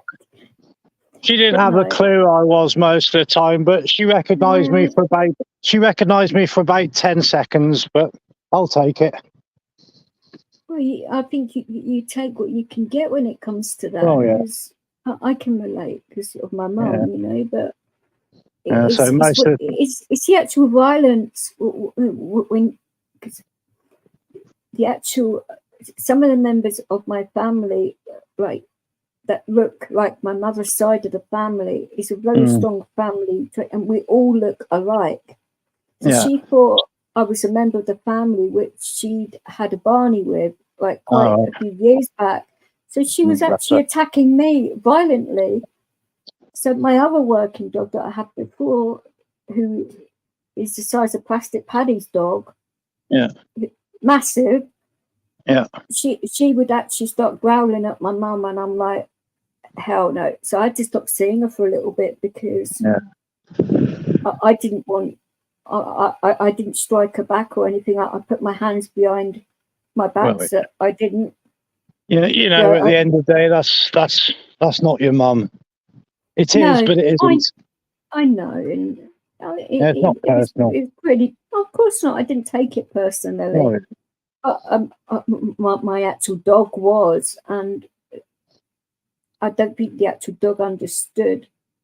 Yeah. Which is not the dog's fault. I mean, it's just doing what's natural and protecting you, isn't it? Well, just what's in its nature. Female dogs are naturally more protective than males, I've noticed. I don't know whether you found that. Yeah, Rosie is, but Holly, our Chihuahua, she'd make the worst fucking guard dog ever. You know what I mean?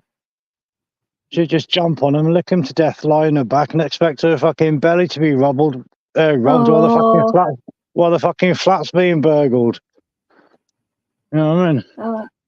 It's been bad. I had 2 attempted break-ins recently, and because Leo doesn't bark that much, he charged at the door, and that stopped it all there. And I don't know who's messing about up here with all of that, but I've got signs all around saying I do have a dog, but they didn't actually believe it because there was no barking. But then they realised how big my dog is and done a bunk. But I think, if it happens again, I will press my panic alarm and get the old Bill out there and get them to actually, see if they will actually turn up. Do you know, that's an issue, isn't it? My mate, when I was living down in Devon, he got burgled a few times. So do you know what he's... Oh, sorry. So, do you know what he used to do before he went to bed every night? He used to get a plug, but had 2 bare wires, plug it in, tie it to the door handle, and switch it on. So if anyone tried his front door handle... But if something happened, though, to that person, wouldn't you get done for that? For manslaughter or something, or attempted murder, or... Well, it's their own fucking fault trying to break in, isn't it? As I've always said, someone's welcome to break into my place, but guaranteed they won't come out again. Because of booby trapping, isn't it? And I know you're not supposed to break into people's houses, but the police would do you for it, wouldn't they? I don't know whether it's the same in America. Well, they've got to prove it, haven't they? You just take the plug off, wouldn't you? Oh, I don't know what happened to him. Well, it'd be like, how the hell did the guy get electrocuted? Haven't a clue. Don't ask me. Nothing ain't wrong with my electrics. And unless it blew your friend's fuse box and all the lights and that don't work anymore and the sockets are all gone. That'd be a bit of a pain. Oh, wouldn't it? my electric's run out. Fuck, let's go and put some on. Yeah. No, I feel you though there, but it's Yeah. like the Met have been getting a lot of criticism lately in regards to people committing crimes and that, and then not doing anything about it.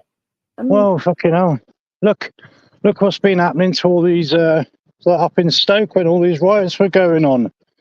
You know, I mentioned that earlier, didn't I? Women and all that, you know, protesting, worrying about the safety. The police up in Stoke going in heavy-handed. All these Muslims walking around with knives and machetes and all that, and the police doing fuck all, handing them out cups of coffee and cups of tea. Fuck you. Yeah, this is what I was saying on PPs, wasn't it? I said, why don't they bend the knee for them, you know? Yeah. You know, two-tier Kia. Yeah, that's what I mentioned earlier too. And what's his other nickname? Kia Starlin. Oh, don't. A lady, I think it was on was it Plank of the Week or something, or another program like it, and she actually said it by accident. It was a Freudian slip, and she nearly fell off her chair. Yeah. But it's true. So they started using that one, haven't they? Oh, yeah. But they're handing down some fucking heavy sentences to them rioters, aren't they? Well, what wasn't it? Like people getting like 9 years for writing hurty words on the internet. I mean, 9 years. That is a huge stretch of time. Okay, no, it's crazy. Oh, it certainly is. Oh dear. Like everyone's kicking up shit about these winter fuel pay. Why should they be? I know. These vulnerable people have worked hard all their life, paid into it, and now they're getting all this bullshit stopped where they need these payments the most.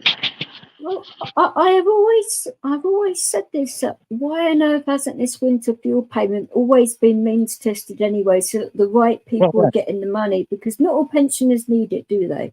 To be fair, and a lot of pensioners have said, "I don't need it." But in regards to that other pension credit they were talking about, they're getting no letters because they earn £3 over the threshold. £3 is nothing to lose 300 quid. It's like we used to get like the warm home discount every year because Mac's been disabled and all that. Yeah, I actually qualified for that myself. But now we rung up last year, said we haven't had it this year, and it's all being run by the government now, and then it's an algorithm, and it all goes up on the fucking square footage of your accommodation. I'm like, what the fuck? Is that right? They didn't mention that one to me. Yeah, it's all done by run by the DWP, and it goes on an algorithm or something. It's all stupid, man. I will find out like how much that, but the fact that this is the crazy part of it as well. You know, when I had to wait like over 5 years to get a boiler, well, I've got a working one now, and then it broke down within like the first month of it being installed. A brand new boiler breaking down is ridiculous. It's like in January we've only just had like gas central heating putting in. All we had was one little fire in the front of the room, and that's all we've had for 7 years. So I can understand your frustration there as well. I mean, especially for Matt as well, not being very mobile, you get a lot more colder, don't you? Oh yes, but the joints and all of that. But the two dogs generally curl up on her, keep her warm. Yeah, well, so I've got my 2 cats and Leo. Yeah, and all of that, you know, and obviously when my upper half's, you know, not working away and that, you know, But hey, Oh, is he all right? yeah, he's good. I won't say his name on here. No, it's yeah. I'm keeping that off of here. Well, and yeah, that, but yeah. have a good one, Ian. It's nice to see you, and you're welcome back in here anytime you like.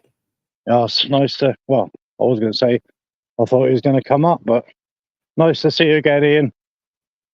Yeah, like so, I've bumped into him a few times on different channels. Yeah, And he seems hello, all right. Yeah. It's like he's never given me any issues, and You know, I never have a problem with anyone until they have a problem with me. But hey, that's life. it is. Yeah. But I don't know. I mean, I know Wrights has bumped into a few gobshites on here himself from New Zealand and that. But don't you hate it when people think that you're a soft touch and target you deliberately to see how far they can push you before you snap? Yeah. It's like there's a few people who I won't even give them the time of day. You know what I mean? They still give me shit from being on certain channels. And they call me a benefit scrounge. I'm like, well, yes, I am on benefits. I'm a full-time carer. But, you know, I would if you like think to it's see big, how they would cope with looking after a disabled person. It's not easy at all. I'm like, yeah, if you think you're big, carry on. But God forbid you end up in the same situation as I do. Then, you know. Because she has seizures as well, doesn't she, bless her? Yeah. Which is not nice to deal with either. And because I can fully relate, because I'm in the same situation. So I can understand it from both sides. Yeah. And you don't get a lot of money being a carer. No. And I don't know how much it's gone up to now, but I think it's you have to be 80, a full-time carer. 80 quid a week. You know, and that's got Yeah, to go on bills, food, but it actually everything. comes off. They used to be that 20 odd quid would come off your other benefits. Yeah. If you've got a carer's allowance for, so you'd actually lose money. So as well, which I didn't quite understand all of that. That's when I was married and all of that. Well, I can't understand as well, because it's a joint claim. You know, claim of two of us. We lose money on that as well. Well, you would, but this is the thing. A lot of people claim as single people, which is a very dodgy thing to do if they do find out. And I would never say to people, defraud the government and all that, because they will come down in you like a ton of boots, and it's not worth it at the end of the day. We couldn't do it anyway, because both our names on a tenancy agreement anyway. Yeah. It's hard, but you know, we cope with what we get. Well, I think you have to, though, don't you? Yeah, you know, we're not rich, but we keep a roof over our head. All the bills are paid, cupboards are full, always got petrol in the car. You know, so I'm happy. Got the love of a good woman. So that's all you need in a way, isn't it? You know, and this is what I'm saying. You know, if you've got like a healthy, loving relationship, and you've got enough money to like cover these things. I mean, okay, you can't go out like all the time and this, that, and the other, but you don't really need it. I wouldn't want to go out to the pubs nowadays, Vic. There's too many fucking idiots around. I don't drink myself, but I get you.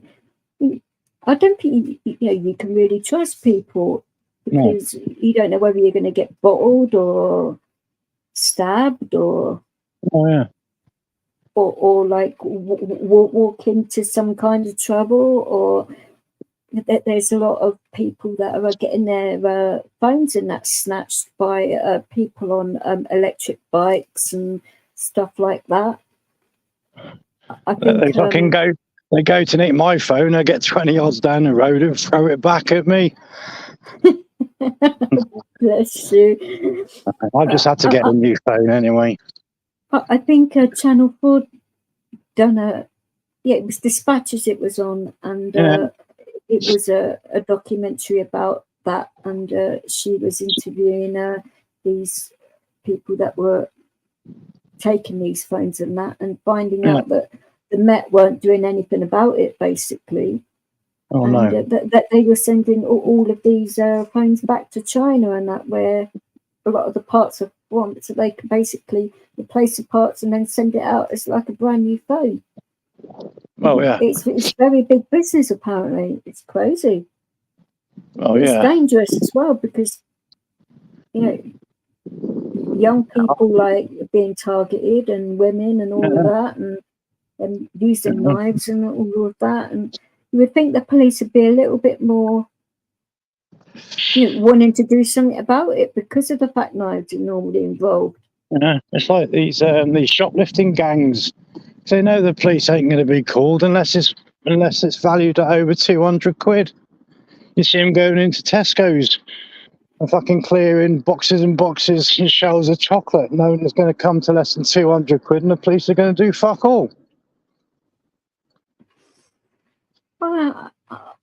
I don't know whether it's going to get to the stage where they're going to put all food behind security glass and stuff, and it's going to get to that soon, I think, if people don't stop doing that kind of stuff. It's like I went into, like 6 months ago, went into Home Bargains, and someone asked me to get some Fixodent, and they even putting empty boxes on the shelves. Fucking Fixodent, I tell you. There must be a lot of people around fucking desperate for Fixodent, you know what I mean? Nick it off the shelves. Jesus Christ. I didn't think that kind of thing was expensive, is it? I think it's about £3.5 for a box, for a tube. Because when I used to buy it from my nan and that, it wasn't that expensive. But I suppose things are going up quite a bit. Well, at least petrol's coming down in price again. Oh, it actually isn't. Like I said, I've been watching these news programs. They were thinking of upping it 10p a litre. Fucking hell. It's where I get mine from, it's 131.2 a litre. Ain't too bad. Yeah, but the Americans complain, but they get it by the gallon, not litres. Tell me about it. I got a friend lives in North Carolina, and he's whinging, and it's fucking $3 a gallon. I'm like, fuck me, I'd pay that all day long, man. Exactly. What's a gallon? 4.5 litres, isn't it, a gallon? Something like that. I wouldn't know. I don't ever calm myself because of my head. I mean, now I've been put on, Lyrica and that, and which is what I've been asking for years, because it did start to work before when I was on it. Yeah. But it has started to reduce it down, the amount of seizures I'm getting. So I am just keeping my fingers crossed when they get the dosage right, and then I don't have seizures anymore, or maybe have the odd one here and there, like a year, but not having them like all the bloody time. It's not nice. I mean, I'm sure you'd agree with that, being on the other end of it. Yeah, because Max has got grand mal epilepsy.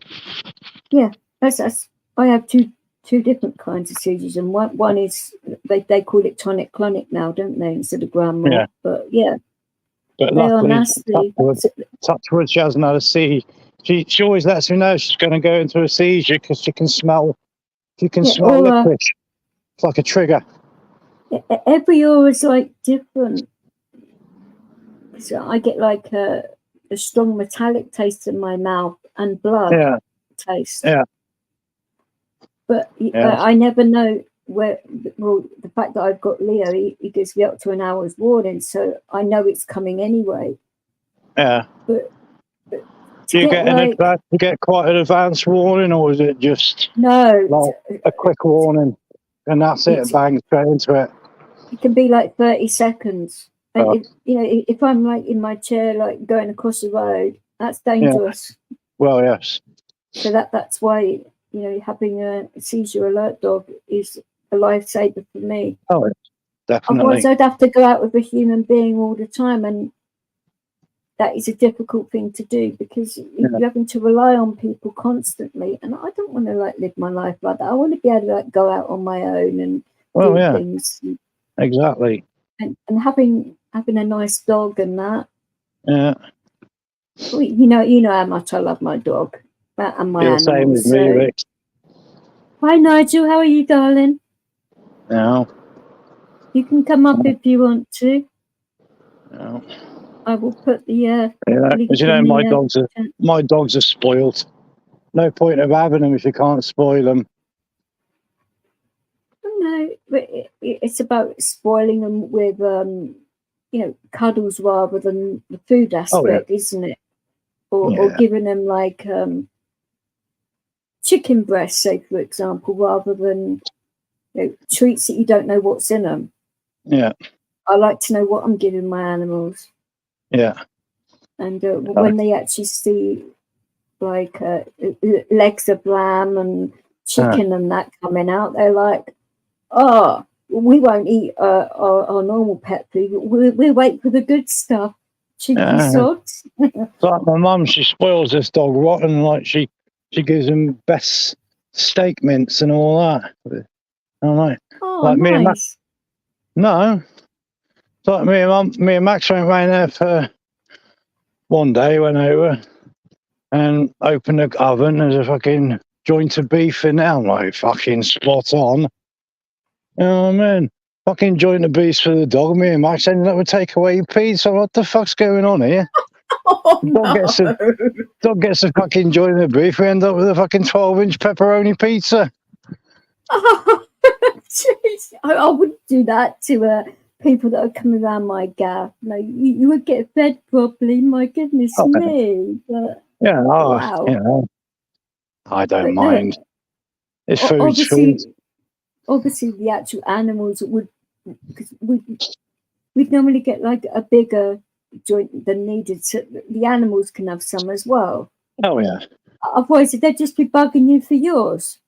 Otherwise, it's like R2. They get a little Sunday. They get a little Sunday roast every week. Oh, that's all right. Yeah. But nothing wrong with that. It's like I've had a ham and mustard sandwich. Both the dogs got to have some, and they like mustard. I'm like, for fucking hell. I don't know whether you find that, but I mean, I don't eat it. When I do eat ham, but I don't eat mustard at all. But it does give them bad wind. Jesus Christ. Leo, when he's had some of that, I just want to hold my nose because it gets rough. It really does. I know that feeling very well. You want to throttle him, you really do, but you can't because he's such a big dog and he snores, he farts, he does lots of things which are really bad. Rosie farts, but then when I go to bed, she comes to bed as well, and she likes to curl up and go to sleep behind my knees. So I'm like, right then. What is that about kneecaps, though? I mean, it's payback time. Oh dear. And she looks at me in disgust. I'm like, well, you've been doing it all day. Payback's a bitch, isn't it? Oh, yeah, they're very, very true, but it's like... Yeah. So you can play this game, Rosie. Well, it's even worse when a feline does it, actually, because I have found. So, yeah, but when you've got 3 pets and they're all bloody popping off here, there and everywhere, it's like, oh, for goodness sake. Yeah.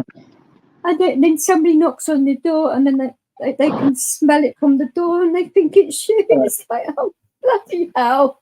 Yeah, they open the door, look you up and down. What are you fucking doing? No, don't look at me like that, mate. Or they bloody faint on your doorstep. Yeah. Oh, it's nuts, isn't it?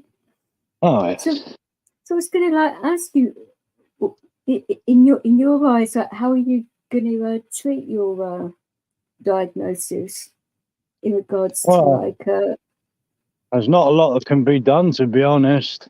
Just got to try and manage it as it is. Because what was happening is I'd just be along walking, and then it'd be like an excruciating cramp, and it'd be like from deep inside under my shoulder blades and the bottom of my back, and it'd drop me to my knees sometimes. That's interesting. That could be why the lady today was saying about getting me in for blood, because they hadn't taken blood for her in the surgery. And I said, sweetheart, I've been in A&E recently, and they took blood quite recently. So couldn't you get it from there? Because it'd be a lot easier for me. And they said, I suppose we could do it like that and see what's going on there rather than. So that could be what they're trying to get at, to see whether some of my pain situation could be something along those lines, maybe. I didn't know that could happen. Okay. It's like I was wondering why she was getting onto those kinds of questions, but because it wasn't about that initially, and I'm like, why is she veering off topic here a little bit? Okay, something's going on here, but that sort of explains it then a little bit. Okay.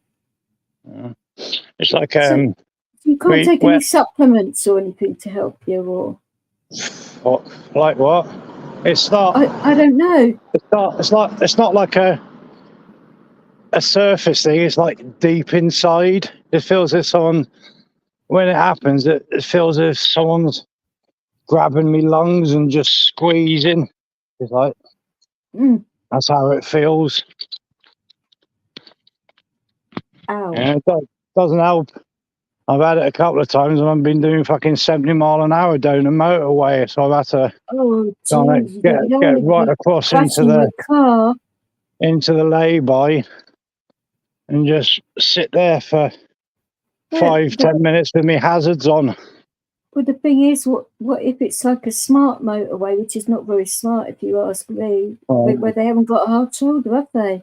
Yeah. Then you are in trouble. Oh yeah, but I have got an SOS button in the car. Like if anything does happen while I'm on a country roads, I just press the button and it sends yeah, because one of my SOS. uncles had an Audi, and yeah. I ain't got an Audi anymore. Oh, you sold it? Oh, because of the crash? No, it's a mobility car, isn't it? So we got yeah, but it was an Audi though, wasn't it? Yeah, it was an Audi. And then now we've got a Seat Ateco FR, which is a lot better because with the Audi, Max's wheelchair, we have to take the wheels off and get it in. For this one, seriously? Yeah. But with this one, you just fold the handles back and it goes straight in the boot, and got enough room for a couple of suitcases. Oh, nice. You know, and if Max pisses me off, I can even fit her in there. Oh, not that I'd do that, Vix. Not that I'd do that. I don't think she'd let you. She'd beat you up. She'd fucking fold me up and put me in the fucking boot. And you deserve it too, talking like that. But she knows I don't. You know I don't mean it, Vic. Oh, I know that. I know you're only messing about. Because, you love your wife deeply and that, and like I said, she's a lovely lady. It's like before we had the car, we was on the bus. You always used to rip the piss out of each other, and I mean rip the piss out of each other. It's mad, isn't it, when you're on public transport and you're basically doing that, and people really do not have a sense of humour. They think you're being like really serious, and they're like giving you filthy looks and all of that, and it's like, oh, for goodness sake. But they can see us both laughing at each other. It's well, if they don't like it, well, that's their fucking problem, not mine. If two people can't have a laugh, on the bus, and what's this world coming to? I think people are, being way too serious about stuff. Well, yeah, there are serious things going on, sure, but there's always time for laughter. Exactly. Good medicine. Laughter is a good medicine. And all that. Oh, yeah, sure. It's like when I was driving home a couple of Sundays ago. It was about 1 o'clock in the morning. The tiny little village next to mine. And I was driving past. I seen this old bloke walking. All of a sudden, I seen him fall backwards. So I stopped. Oh, was he okay? Yeah, his knee went. I says, "You live far?" Oh. He goes, "The other end of the village." I says, "Come on, get in. I'll drive you home." He says, "You sure?" I says, "Well, what kind of person would just drive past and see you fall?" A lot of people would, actually. And he said, "You'd be surprised." I said, "Well, I'm not one of them." No. So I got him in the car and drove him home and made sure he got in the front door right. Well, but I think it's because you look after somebody that is in a chair, so you actually understand all about falling and all of that, and you're a bit like me in that way. I would stop and make sure people are all right. And so if I go around shopping and I see someone with a Zimmer frame or one of them shopping like 3-wheel things or in a wheelchair, and I stop. I say, "Do you need any help with anything, love? Can I reach anything for you?" It only takes 2 seconds. No, it makes no difference to me. A lot of elderly and disabled people like to see if they can do it themselves, don't they? First, and then so it's finding the balance of it all, isn't it? Yeah. But at least I can say I've asked and I've offered. Well, of course, I think not a lot of people do, and the actual people that work in the shops don't actually offer help when they can see you're struggling as well. Exactly. It's a lot harder being in a powered chair with a big dog, with people everywhere and buggies, and they've got like baskets and they're on their phones, not paying attention. You get a bag to the head, and Cam's in the chat and just said hi to you, Clint. Who? Moggy, as in Cam. How do moggles? No moggles, years. Yeah, exactly. That's why when I saw him come back in, I thought I would mention it to you just in case you couldn't see the chat. So let me have a look. I've actually remembered me glasses tonight, so I can see. He's a gentleman, all right. Yeah. Just needs to improve his snooker game. I have seen a couple of his lives in that where he's been playing, and he's getting better at it. Yeah. I would say that snooker tables are way too big for me because I'm only a short ass. So I think my maximum break on snooker was 3. That was a fucking red and a yellow, and I was chuffed to bits with that. Oh, what's he putting? Come on up, Muggles, for a natter. Oh, you're saying about mine? Yeah, it's been mad. People have been really enjoying my music, and I was quite surprised. Well, people have always said, about it. And when I did get offered a job at the ministry and all of that, and people were like, yeah, and I said, well, I can prove it. Why don't you ring up the guy that actually taught me and ask him? But why? Yeah, but why should you need to prove it, Vix? You got no reason to lie, love. No, of course not. But it's going to be good now, though, when I do get the dosage right on my epilepsy meds, so I can actually do it quite professionally and start getting paid some decent money and that. And don't forget me VIP tickets. Of course not. I just slipped out. I've been offered a few opportunities and that, and some are quite high profile too. So I remember the hacienda. Oh, that was a while back. Oh my God, showing your age a bit. Hey, I'm only 52 now, Vix. Oh, Bynum, will you behave yourself? Fucking hell. 52 is new. 52 is a new 21. What's he saying now? That's what Wrights was saying to me. Am I 21? Like, cheeky sod. Buying subscribers. I'm going to spank you, Cam. And you might enjoy that. That's probably why he's saying it, Vix. He's open. Probably. What would be the point in that? I'm running a charitable channel, for goodness sake. You know, any money I make off here, it goes to charity. So I'm still doing that. So no. You know, that saying, Vix, sticks and stones may break my bones, but whips and chains excite me. Dear. Oh, you're going to make my mind go there, aren't you?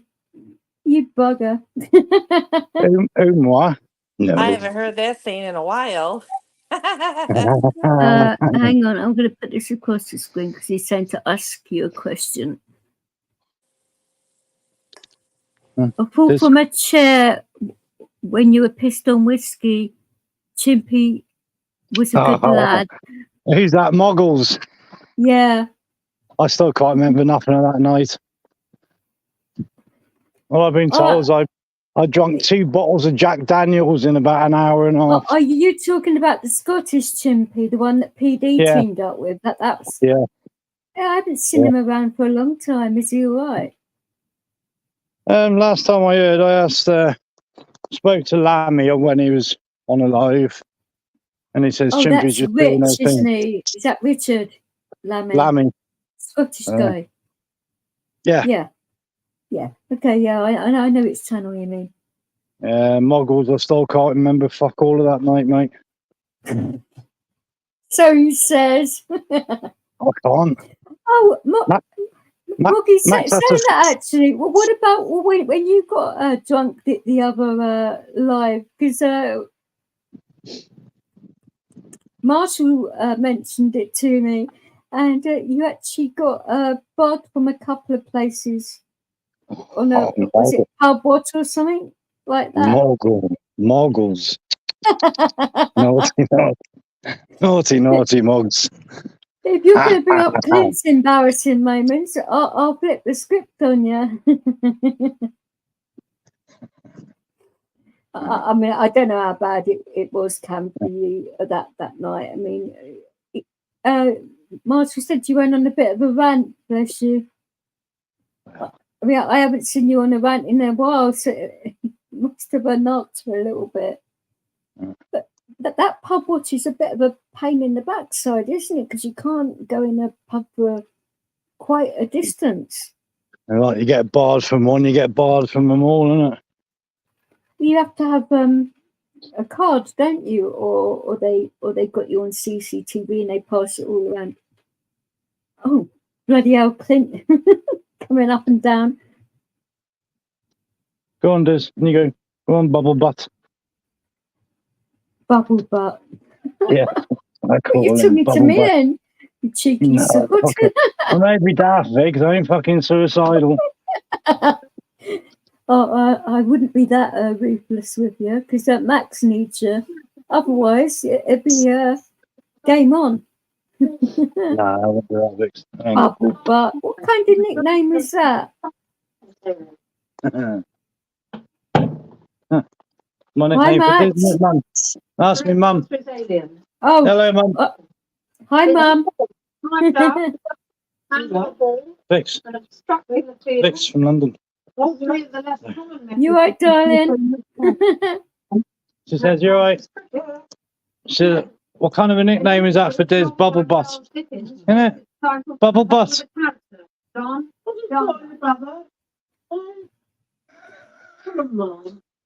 All I was hearing was female northern accents, and I thought it was Max from a distance. So my bad. Sorry, Maxine.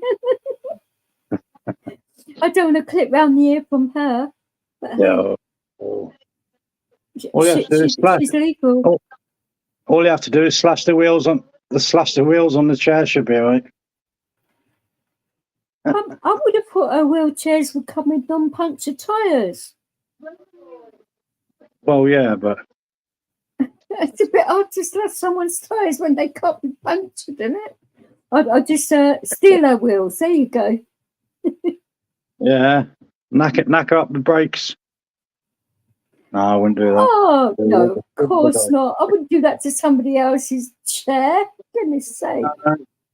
I'd have to have her on my lap and give her a lift that way, won't I? If I did that. I wouldn't do that. I'll get her insured first. What, as in life insurance? Because I'm not that lethal a driver in my chair. No, I wouldn't do that. No. No, exactly. You're going to be on for a bit, Vix. You're going to be on for a bit longer. Yeah, probably. Yeah, because I've got to ring Max up because it's time for her meds. Okay. You know, so but if you're on in a bit, I'll come back up. All right, darling. What's happened to Wrights and Jane? I think Just let you guys. We just let you guys talk. That's all. Oh, yeah. Okay. He actually learns a lot about our lingo. You see. I'm yes, that's one thing. I'm learning your lingo, and I'm cooking and I'm listening. Oh, cooking. Oh, Food. Don't. He's a foodaholic. food. He likes his magnums and Nutella Yeah. and all of that, don't you? I like. I'm not a foodaholic. I'm just the world's worst anorexic. Oh. That's great. but the thing is, so you're not a big guy in the fact that weight wise. I mean, I don't really know how tall you are. 6 foot and 13 stone. Exactly. So, I mean, like Lanky, for example. I mean, like he's 6'6.5", but he's not heavy either. It's like bloody hell. Well, it's quite funny when me and him are standing next, because when we do back-to-back sets, for example, because I'm teaching how to be a better DJ and that, and he's been doing it longer than me as well, funny enough. And it's quite funny seeing us side by side, because he's way over a foot taller than me, and people laugh. He puts his pint glass on my head. That's the best. Cheeky sod. But you know me, Vix. I like to keep yourself busy, keep active. Well, of course, you like doing your garden, don't you? Yeah, we got the dogs to walk and do the washing, the cleaning, and so. But all right then, Vix. If you're here when I get back, I'll come up again. Yeah. All right. Anytime. It's been nice talking to you again. Yeah, of course. It's nice to see you. Yeah. All right then, Jane. I might do a live on Sunday anyway about mental health and start doing it on a regular basis again. Yeah, that'd be cool. I've learned quite a bit recently, you know. Yeah, it was nice talking to you, Clint Brooke. Nice meeting you. Yeah, next time, right? Stop interrupting all the time. Let me get a bloody word in. I'm sorry, Clint. I didn't mean it. Bloody Americans never stop talking, do they? All right, Vince, take it easy, hon. Yeah, and just say hi to Max. I will when I see you. All right, stay up, Mum. See you, Chris. Yeah. All right, you just called him Chris. It's Clint, no, I said Clint. Clint. You said Chris. Oh. You Hi, Clint. Well, at least you call him Christine. It's American slang for Clint, is what it is. Ah, yeah, that really makes sense. I'm trying to get out of the situation. No, you really can't with Brits. You're doing a fine job. We don't let you guys get away with anything. No. No, I just figured I'd let you guys talk. You know, I mean, I do enough talking, and I figured I'll just let you two talk. You know, I don't think he minds. I just being polite. It's nice to hear what's going on like across the pond too. Yeah, You know, it with is. certain things. Well, Clint and I have known each other for quite a while on here, and we actually you used to talk quite a bit like offline because of his situation is very similar to mine and that, and he's a very nice guy, and his wife. She's got such a lovely sense of humour, and they're a lovely couple now. And it's nice to actually find people online that are like that. What you see is what you get, and that's what I like in people that they're not like doing like fake personas and that. They're actually, they are who they say they are and all that.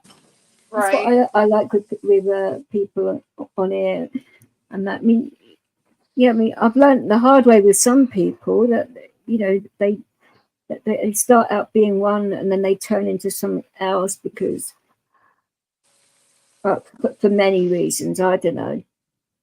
But I just thought, well, now that I've dealt with a lot of that in the past, I can see it sort of like coming a little bit more, and I've wised up a lot, and I thought, no, I'm not going to like sit back and take your bullshit anymore. I'm going to do something about it. And if it gets extreme, then I will do something serious about it. Which I'm not going to say any more about. I think you know what situation I'm on about now, but and that is still ongoing. By the way, a certain person that's involved, but hey, you will find out. And you think you've had a bit of breathing room? Nope. Still coming down the line. I hope it does. I mean what I say. If I say I'm going to do something, I do it. If you ask anybody that knows me very well on here, and that they will tell you. But when I say something, I'm bloody well mean it. Unless I'm joking, of course. But I mean, no, I certainly wasn't joking about any of that. That's not a joking matter at all. No, not at all. That's the thing on it when people bring up families and kids and all of that, and that is just bang out of order. And people doing stuff to minors and all of that, and nah, that really turns my stomach and my temper as well. That's why I'm not too crazy about YouTube anymore. I'm not. There's nothing there. Nothing. It's a fake site. You know what I mean? It's not really. Well, there are some. That's the thing. There are some nice channels, and there are good people, but you really have to find them. Yeah. And it does. You have to be patient with it, and when you do find them, you actually know that they're good people and that. But you really have to sift through and find them. Yeah. That's why I like Rumble. I just do my thing and just that's it. I've got more hits on Rumble than I ever have on YouTube.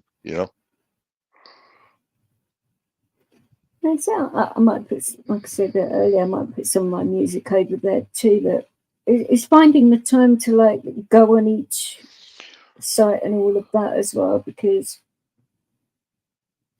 having kids and sorting out my head and all of that. I mean that those take priority, and then there's the DJing part of it. Now, if I do accept these jobs and that, which I probably will do when my head's sorted, which won't probably take too much longer, then that would get quite exciting and that. And I start doing streams from clubs and things like that, and you can see what's going on from the inside of the industry and take it from there. And then I might have to split my channel a little bit, like the mental health, and do it on a different.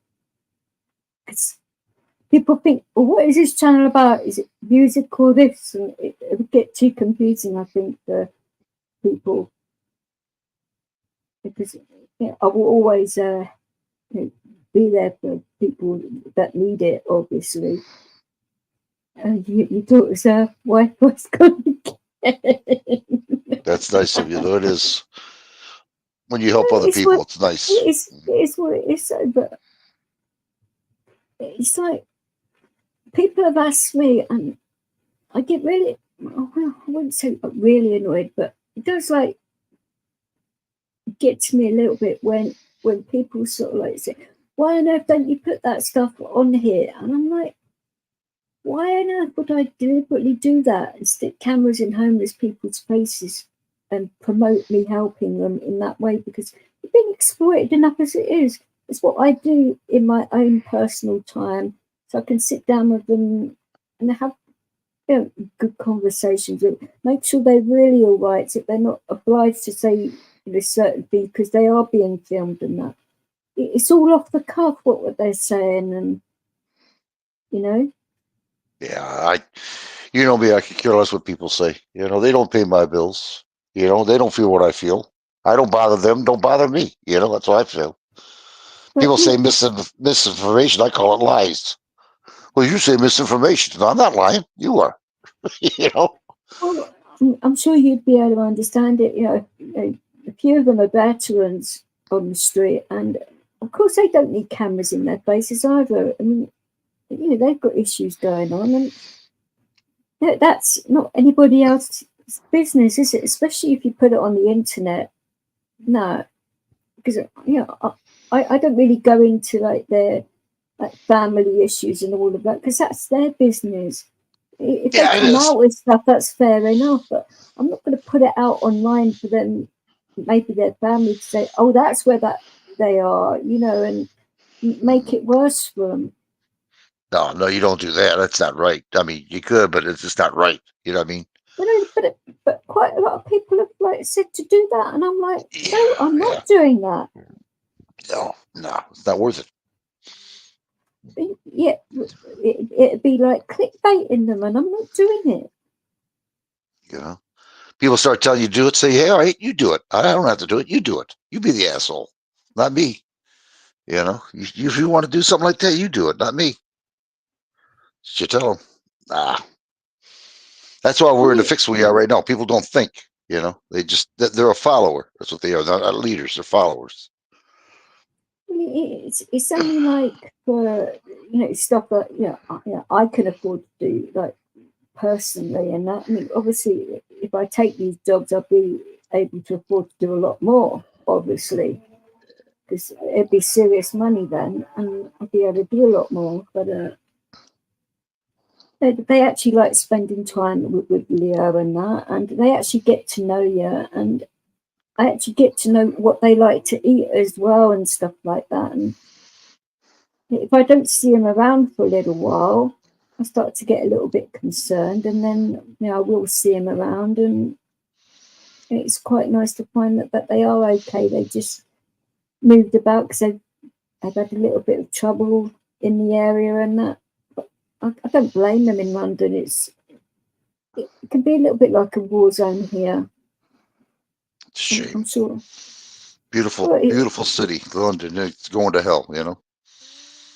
Well, the mayor isn't helping the situation. The who? The mayor. The mayor of London. The mayor. Okay, I got you. Yeah, no. Just like all 50 states over here in America, from cities, counties, states, and government, they're all corrupt. They're not there to help you out. They're there to help themselves out. We sort of like found that over here a lot, like recently, when they said that there's no money in the coffers for like the pensioners and that, but they've given all their mates pay rises and that. So they have got money when they like feel like it. I turned around and said, why on earth don't you stop like international aid until you've sorted out like things in this country first, and then if you've got stuff left over, send it abroad. Don't bank up the country doing it. I mean, and then screw the people over here as well. That's nuts. I can hear your crickets in your garden again. That's Yeah, nice. yeah, they're here. Yeah, I'm feeding them well. They're getting bigger as I am. Is it like certain times of the year that they get worse for you? Because Yeah, in August and September. Okay. Yeah, August, September is when they really start coming out. I feed them people now. Feed them people. Yeah. Jesus. Oh, your neighbours must love you. How big of a problem is it though? Because they are very loud. No, it's not. I don't have any problems at all around here. Believe me, I have no No, problems with them at all. I mean, as in the actual cricket population. No, I don't have any problems with it. Really, I don't. The birds come over here and they start getting on them when they find them. That's why they come out at night more, isn't it? Yeah. Mm-hmm.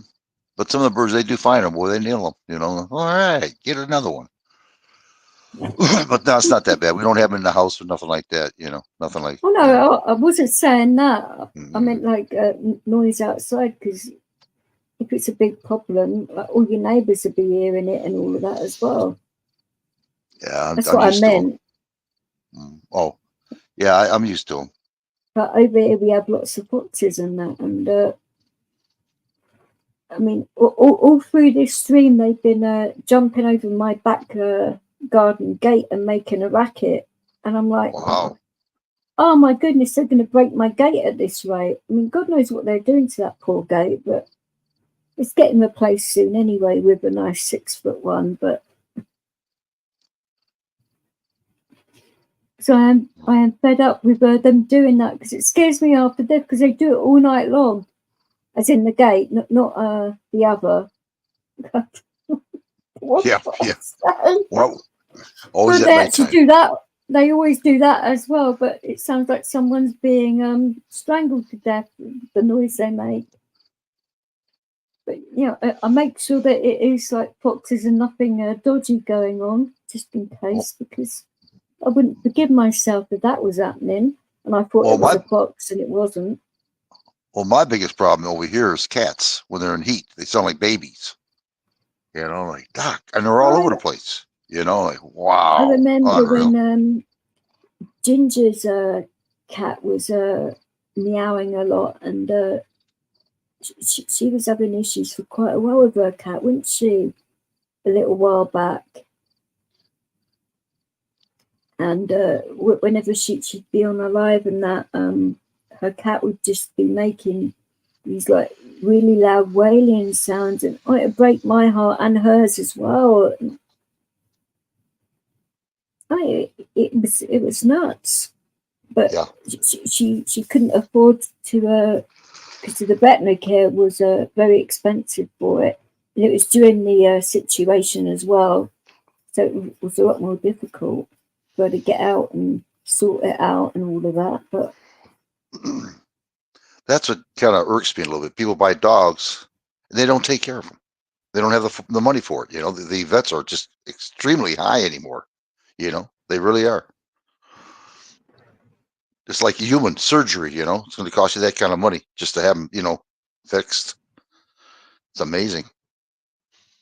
Yeah, well, I actually asked quite a few opinions on this, and the vets as well, about CBD oil for the animals, and they actually said okay. And ever since, I mean, Leo has a small amount of it, and the cats do as well, and they are a lot better for it. Yeah. So it's amazing what CBD oil can do for humans and animals. What I understand, and I'm not sure about this, I'm just speculating, but they say they live longer if they get neutered or spayed, you know? That is true. That is true? Okay. It is true, yeah. I got you know, the cat that's in the top right hand corner, that's Callie, and that she was actually spayed, because I don't, if you get a close up of, because people with mobile phones would be able to do that, you can actually see the actual shaved part of where she was spayed. and that was done when she was 16 weeks old. She can't lay across my computer like that now. She's way too big for that. She would crush the damn thing. She used to do that now, bless her. But yeah, I didn't want to wait. But they were saying to me to wait like 5 months to 5.5 months before getting her done. And I was like, are you serious? You can go into heat by then. And I didn't want her to go through that pain because of the fact that she was abused. I didn't know at that time how badly she was abused until I was being interrogated.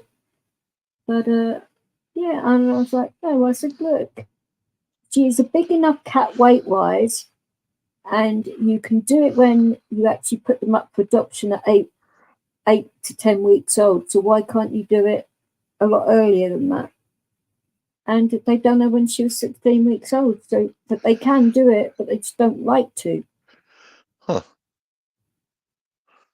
But I was very persistent with it because I did not want her to go through any of that pain or anything, because it is very painful for a cat, for a female. Yeah. Obviously, males that they spray everywhere. It's very easy to get a male cat neutered because it doesn't take very long at all. I've actually seen it done because I've done a work experience at a vet surgery. So I've seen a few operations and that, and my God, it's quite interesting and disgusting at the same time. But hey, well, I gotta go.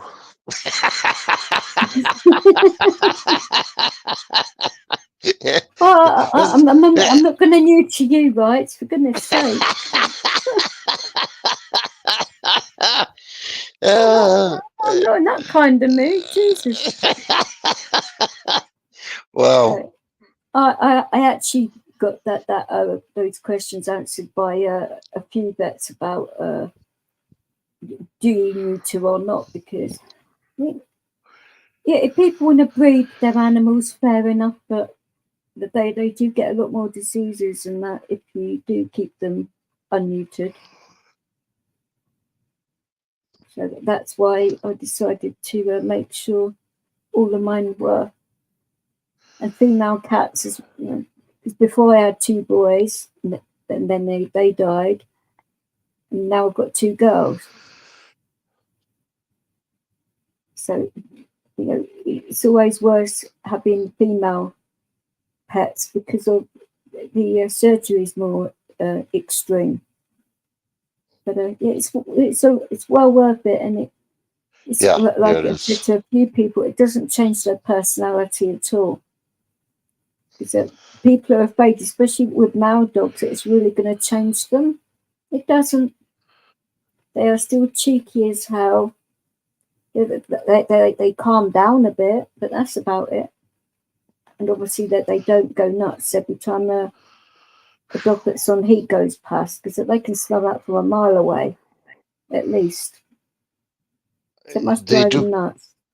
They do go nuts. You're right about that. When that time comes, they go freak. I mean, I'm like, got it. Yeah. I got them all over the place. I'm serious. They're, just I think it's in May or something. May? No way. May? Yeah. May? No. But they actually May. go into season a few times a year. It's not just once a year. Wow. It's a few times, yeah. Yeah, I'm going to start buying male cats to take care of them a little bit, Start investing in male cats. There you go.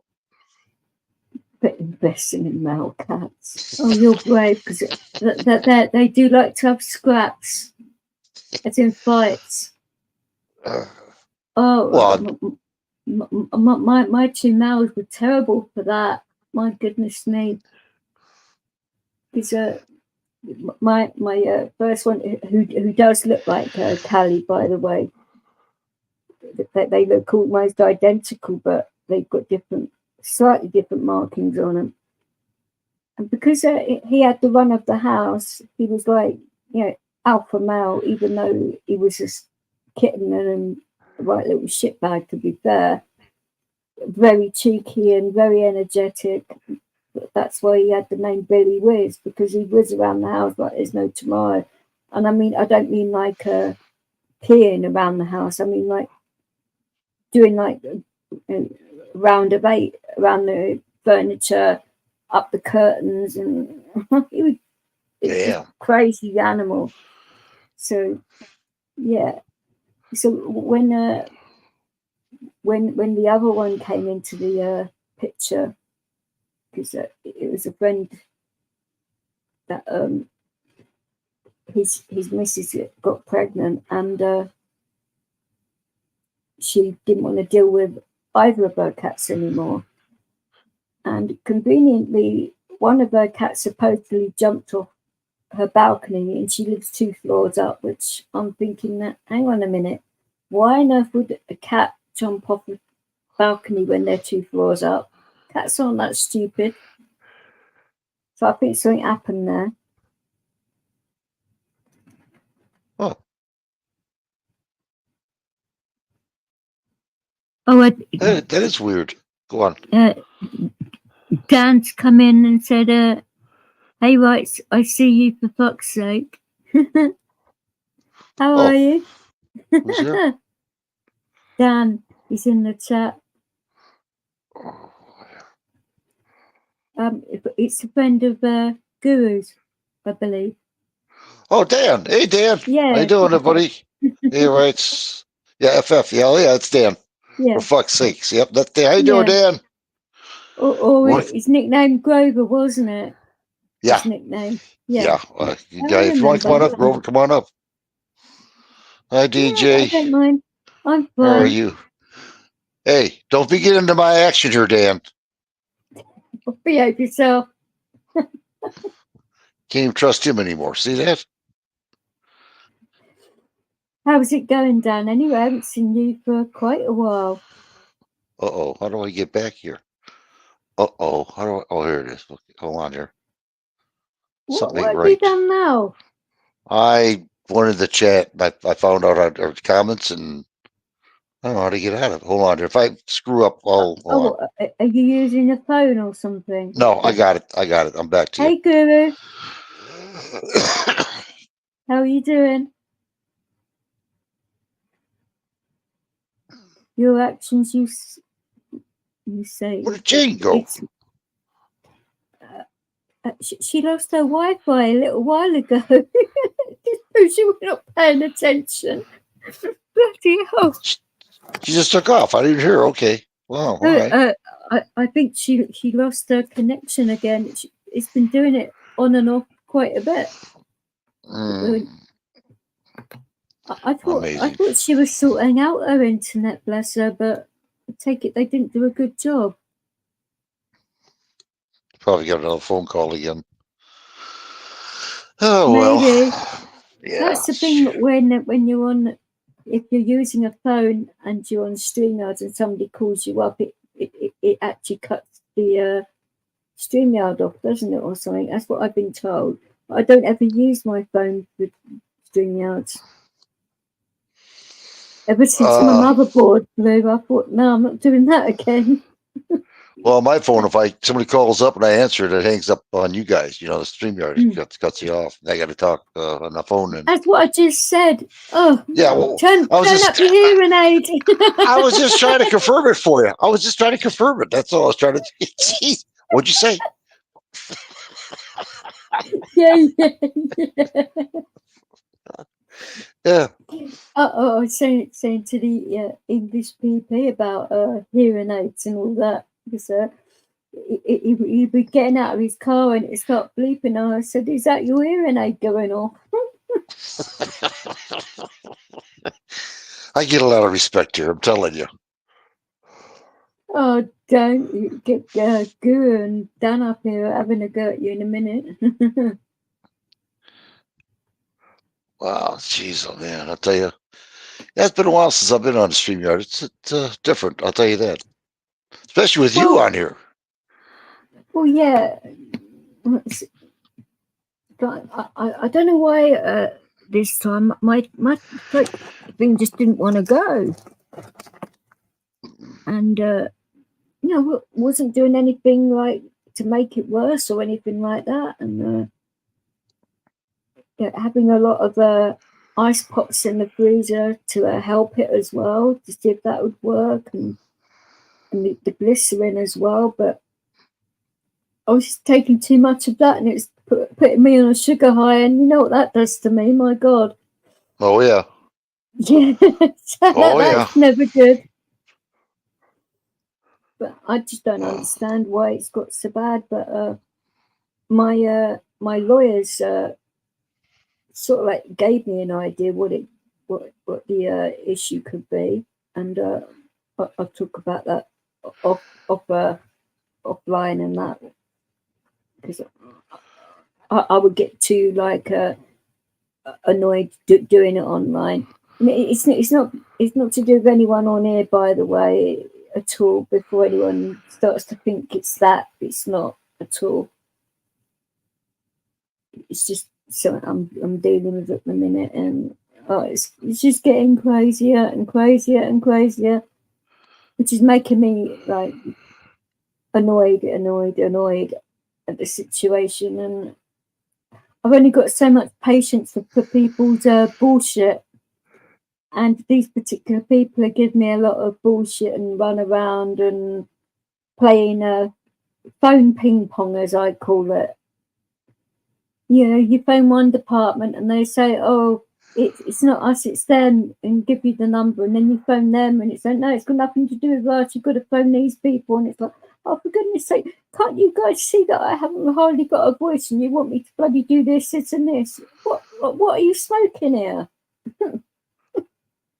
I didn't appreciate that, but hey, I didn't particularly either. But like I say, you didn't appreciate not talking either. You want to get yourself right. Is there such a thing as rights? But well, we are trying. I mean, but no, I don't think there really is anymore, is there? Rights, which Dan was put. I think he was putting it sort of like as a sarcastic joke, but I actually think that's a serious question. I can't get back to comments. I don't have the. No. So I can put it on the screen. Hang on. Dan saying, "Is there such a thing as rights of vets?" And I said, No. "I don't think there is. No." No, because he spelled it wrong. It's FO4 and FOR. No, there isn't. In our country, no. I mean, they are getting walked on in regards to quite a lot of things. I mean, first it was the illegal migration thing, that they were on the streets, and I came across this other channel. I'm trying to remember the name of it. It'll come to me in a minute. And that he actually done videos where he's actually had to go to France now to get away from, because they want to prosecute this guy for actually putting truth out there. And I'm like, oh, for goodness sake. And he found out that people that are coming across that have British passports get tents to sleep on the streets. But if you don't have a passport, you get put up in a hotel. Yeah, that's what's happening over here in the States. Exactly what's happening over here. And I'll do you one better. The food that they eat, right? They don't like it. They don't like the American food. So they throw it all away. They want their food. So now the government's catering to them to buy their food. Yeah. I mean, wouldn't you be grateful to be like given any food if you was? I mean, I'm playing devil's advocate here. If you were like coming across from a serious war-torn country, you'd be grateful for any food, wouldn't you? Rather than being like very picky about what you're getting. I mean, I can understand it if you've got allergies and that can basically kill you if you eat a certain food. I get that. That's a little bit different. But it is a buggered up situation. Well, go on. No, go ahead. I was just going to say, people believe in the word government. There's no such thing. You know, we got indoctrinated as kids. As John D. Rockefeller, the old man, proof face, as I call him, you know, the old man, he said he wants a nation of, you got to see him. He wants a nation of workers, not a nation of thinkers. And that's how they started indoctrinating in school. Now he's seen this happen over there. I forget, wow, what land was it? I forget what land it was. Anyway, they take over the land, and they couldn't change the adults' attitude towards, you know, their takeover. So what they did is they started a school system for kids to obey the new government, to obey the cops. And John D. Rockefeller noticed that, and he started it over here in the United States, the school system, to indoctrinate the kids, to indoctrinate us, you know, be good little boys, be a good little slave in this nice plantation, do good, and the whip masters, cops, won't come after you and beat the shit out of you. You know, we'll give you rules, you listen to it. Oh, yeah. And, you know, things like that. And we got indoctrinated, you know. Now, people were smart. They'd say, well, I'll give you an instance. You ready for this? Let's say you're an admiral on a ship. And you got over 150 people running the ship, and you're giving these people orders. And all of a sudden, these people get mad at you, say, the hell with you, we're leaving. They just take off. What happens to the ship and you? You're done. The same thing with government. If people just walked away and said, hell with you, government, we don't need you anymore. We got our own. We take care of ourselves. There'd be no government. They wouldn't know what to do. But people don't want to stick together. They believe in government. They have faith in government. They trust government. And these people are the same people who are going to butcher them. And it's the people's fault. This is the thing. A lot of people are actually leaving the United Kingdom at the minute because of the fact that the new government are talking about really big tax hikes. So a lot of the wealth is going to be coming out of our country and going into other countries. So everyone's going to be shafted even more, in a way. And that's a scary thought too. No. You know Frosty. Remember Frosty? Yeah, the last stream I did, I asked if you'd seen him and how he was doing. And no, I haven't seen him in a while. No, I still haven't seen him. But when he went to Puerto Rico with his wife, because his wife is native to Puerto Rico. Peru, I'm sorry, Peru, not Puerto Rico, Peru. Yeah. And he went over there for 2 months, and he had a ball. He said he had food up the. I know. butt. I spoke to him when he was over there and that. And I just think if the government, said, "Hey, no food, no nothing," and you grew your own food, planted fruit they had a trees. hurricane, didn't they, when he was over there, and they actually lost power for a little while. Was that right? Yep. Yeah. Mm-hmm. See. Yep. He sure did. So that's proof that I spoke to the guy about it. So, yeah. That's mad, it's just that's where he wants to go. He wants to, go to Peru, with his wife to live there. So he wants to leave out of the United States. I can't blame him. There's nothing here.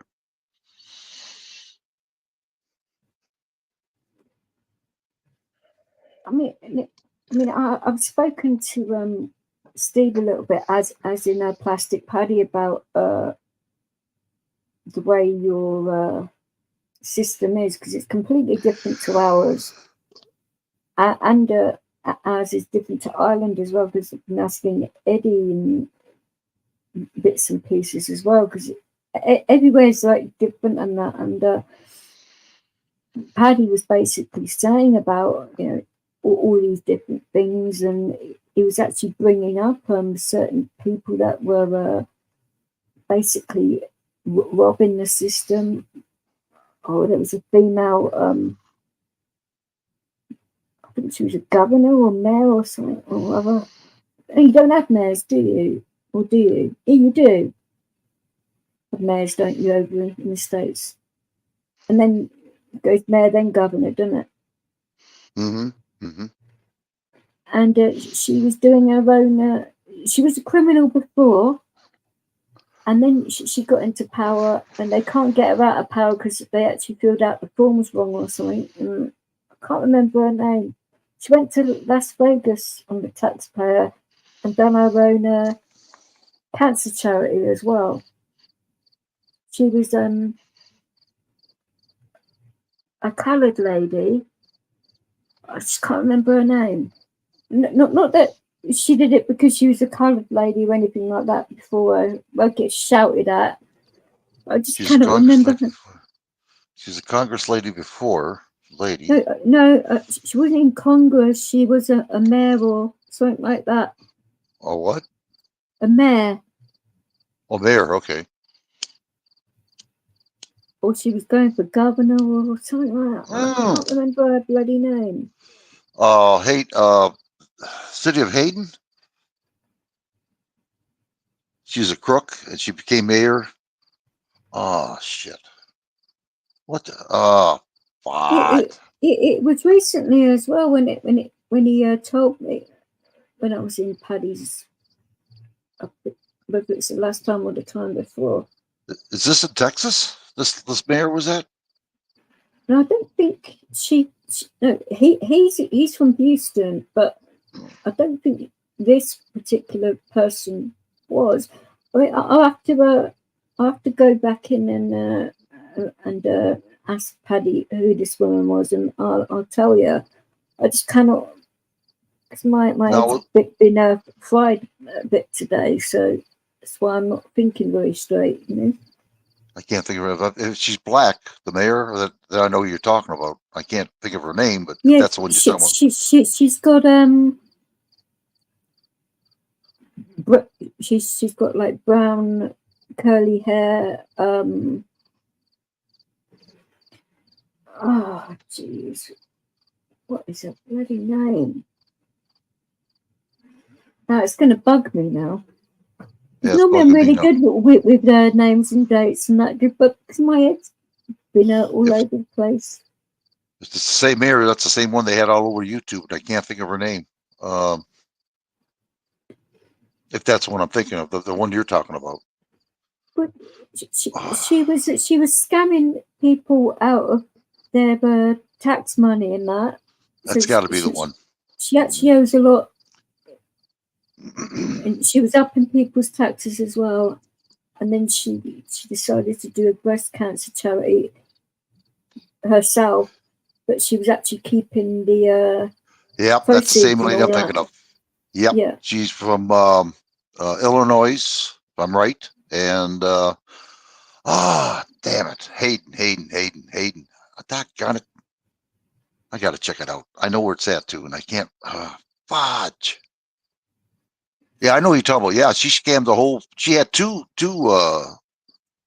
I couldn't believe it when Steve was reading out her rap sheet and that, and I'm like, how the hell did she get into power when she had that on her record anyway? I mean, people don't listen. They don't study. They don't.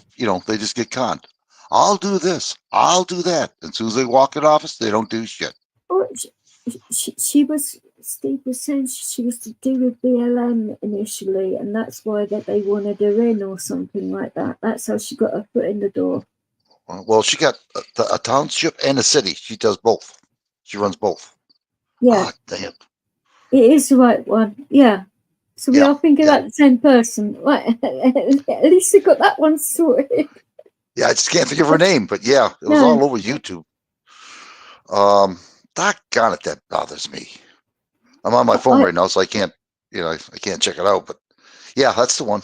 I'm sure Guru can. He does multiple things at once. I'm sure he'd be able to find out pretty quick.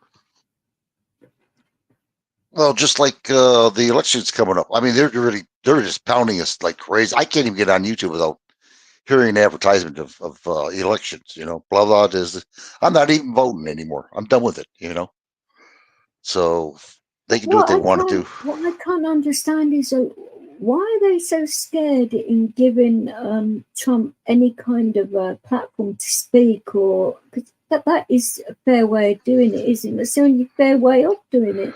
Is to let both people speak, not just one person. And that's where Elon Musk came into it, didn't he? And let him have X to as a platform to use whenever he wants. And Well, that's when they done that podcast, which I couldn't see listen it. to all of it because I had a seizure. But I just see parts of it on YouTube and I shut it off. But it's a deep state. People and people, your oligarchs are the ones that are controlling the whole thing. Our congressmen over here, they're not the real rulers. There's people above them. They're paying them off. They're just good actors on TV. You know what I mean? Well, the left did this, the right did this, you know, and they're all cahoots. I'm telling you, they're all cahoots together. well, I actually asked Stephen, I said, but who in your opinion is running your country at the moment? Because it obviously isn't Joe, because of his medical whatever's going on there. Mm-hmm. And they knew it when they got him in there. They knew that. And they did it purposely. He just signed his name. Didn't care about anything else. Just signed his name, so they could pass any rules they wanted to, you know, or tell them what to do. Sure, I'll do it. Sign your name. Executive order, you know, or pass this bill. Sure, I'll sign it. All right, go on vacation. Enjoy yourself now. We'll call you when we need you, Joe. That's all it was. Well, surely if it had been like any other president, wouldn't they invoke the 25th Amendment? What's that? Wouldn't they have done the 25th Amendment if it was any other president under medical grounds? You're talking about Joe, right? Yeah. If it was somebody else, say, wouldn't they have insisted on the 25th Amendment to get somebody else to run the country? Well, no, they had it all planned out. If Joe would have failed, which he did, they'd bring in Kamala Harris. And that's what they did. She wasn't elected. She was just put in there. Now she's running. It was all planned. It was all planned. They talked about it a year after Joe Biden was in there. So, well, what happens when Joe leaves? Well, you'll have Kamala Harris in there. Sure enough, 3 years later, bang, she's in.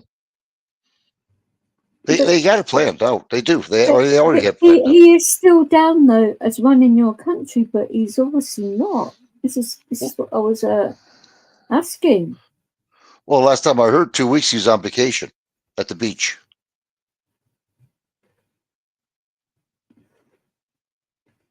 That's where he was at. 2 weeks. Yeah, I don't believe in his politics, but I feel for the guy because of it's not nice going through that, because you know, like I said, I saw my mum go through Alzheimer's and that, and you just see bits of them going, you know, over periods of time and more and more and more, and there was just so much like overlap where I'm just seeing it in him. Bits Do me a favor, what please. Do me a favor. Go to my Rumble and look at my videos. You're not going to believe the content I got there. It's not like YouTube. Trust me. Oh no, I actually told you that initially, didn't I? That it was different. You didn't believe me how much different though, did you? Until you checked it out. Yeah, I do. I have so much content out there. It's unreal, you know. But I wouldn't have had the content if it wasn't because of Newt telling me what was going on and me investigating it, you know. It's amazing. My eyes are just wide open right now. I'm like, damn, you know, unreal. Well, so you wanted to show me a video anyway, didn't you? So we can make this a back one if you want. So you can show me the video you want. And if Guru and Dan want to jump in as well, like, and watch this or whatever, you're welcome to. I'll put this thing in the. Yeah, I'll put you backstage and we'll do it when you're ready, and I'll put it out there and you can see it. It's quite amazing. Do you have fluoride in your water? I don't drink my tap water. I get mineral water for me. Good for you. I only drink water Okay. and hot chocolate occasionally. All right. I just don't know if I don't drink like fizzy stuff or anything like that, and I don't do booze and caffeine, so it's at the back of my head. And I was getting grilled about all of that today, because of what happened with the phone call and that, and but they were like, asking me the same question several times just in case, because a lot of people do like drink and being in the situation I am, and I'm like, I said, no, I would never do that.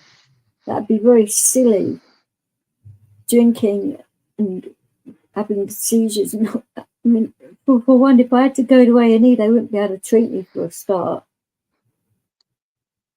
Yeah, it wouldn't do too good on your medicine. No, it wouldn't do too good on my body either, would it? No, not at all. I'd be falling over flat on my face and breaking my hips and all of that. And no, I'm not into that. So no, definitely not. Well, it's been like 3.5 hours, so we will stop it. And because you said the video is a bit of a lengthy one, didn't you? So. Well, the only 3 bad habits I have is cigarettes, coffee, and my wife hit me with a frying pan. Well, 2 of them are bad, and your wife gets a pass on that one. Wow, what a Samaritan you are. I speak the truth. Wow. Damn. So if you want to come backstage, guys, you can do. And we will see you soon. And I will, if I'm feeling up to it with my head, I'll probably do a stream on Sunday about mental health and that. Take care, guys. Good. It will be good. Hopefully, if I remember. Take care, guys, and have a good one. Have a good one, everybody. Thank you.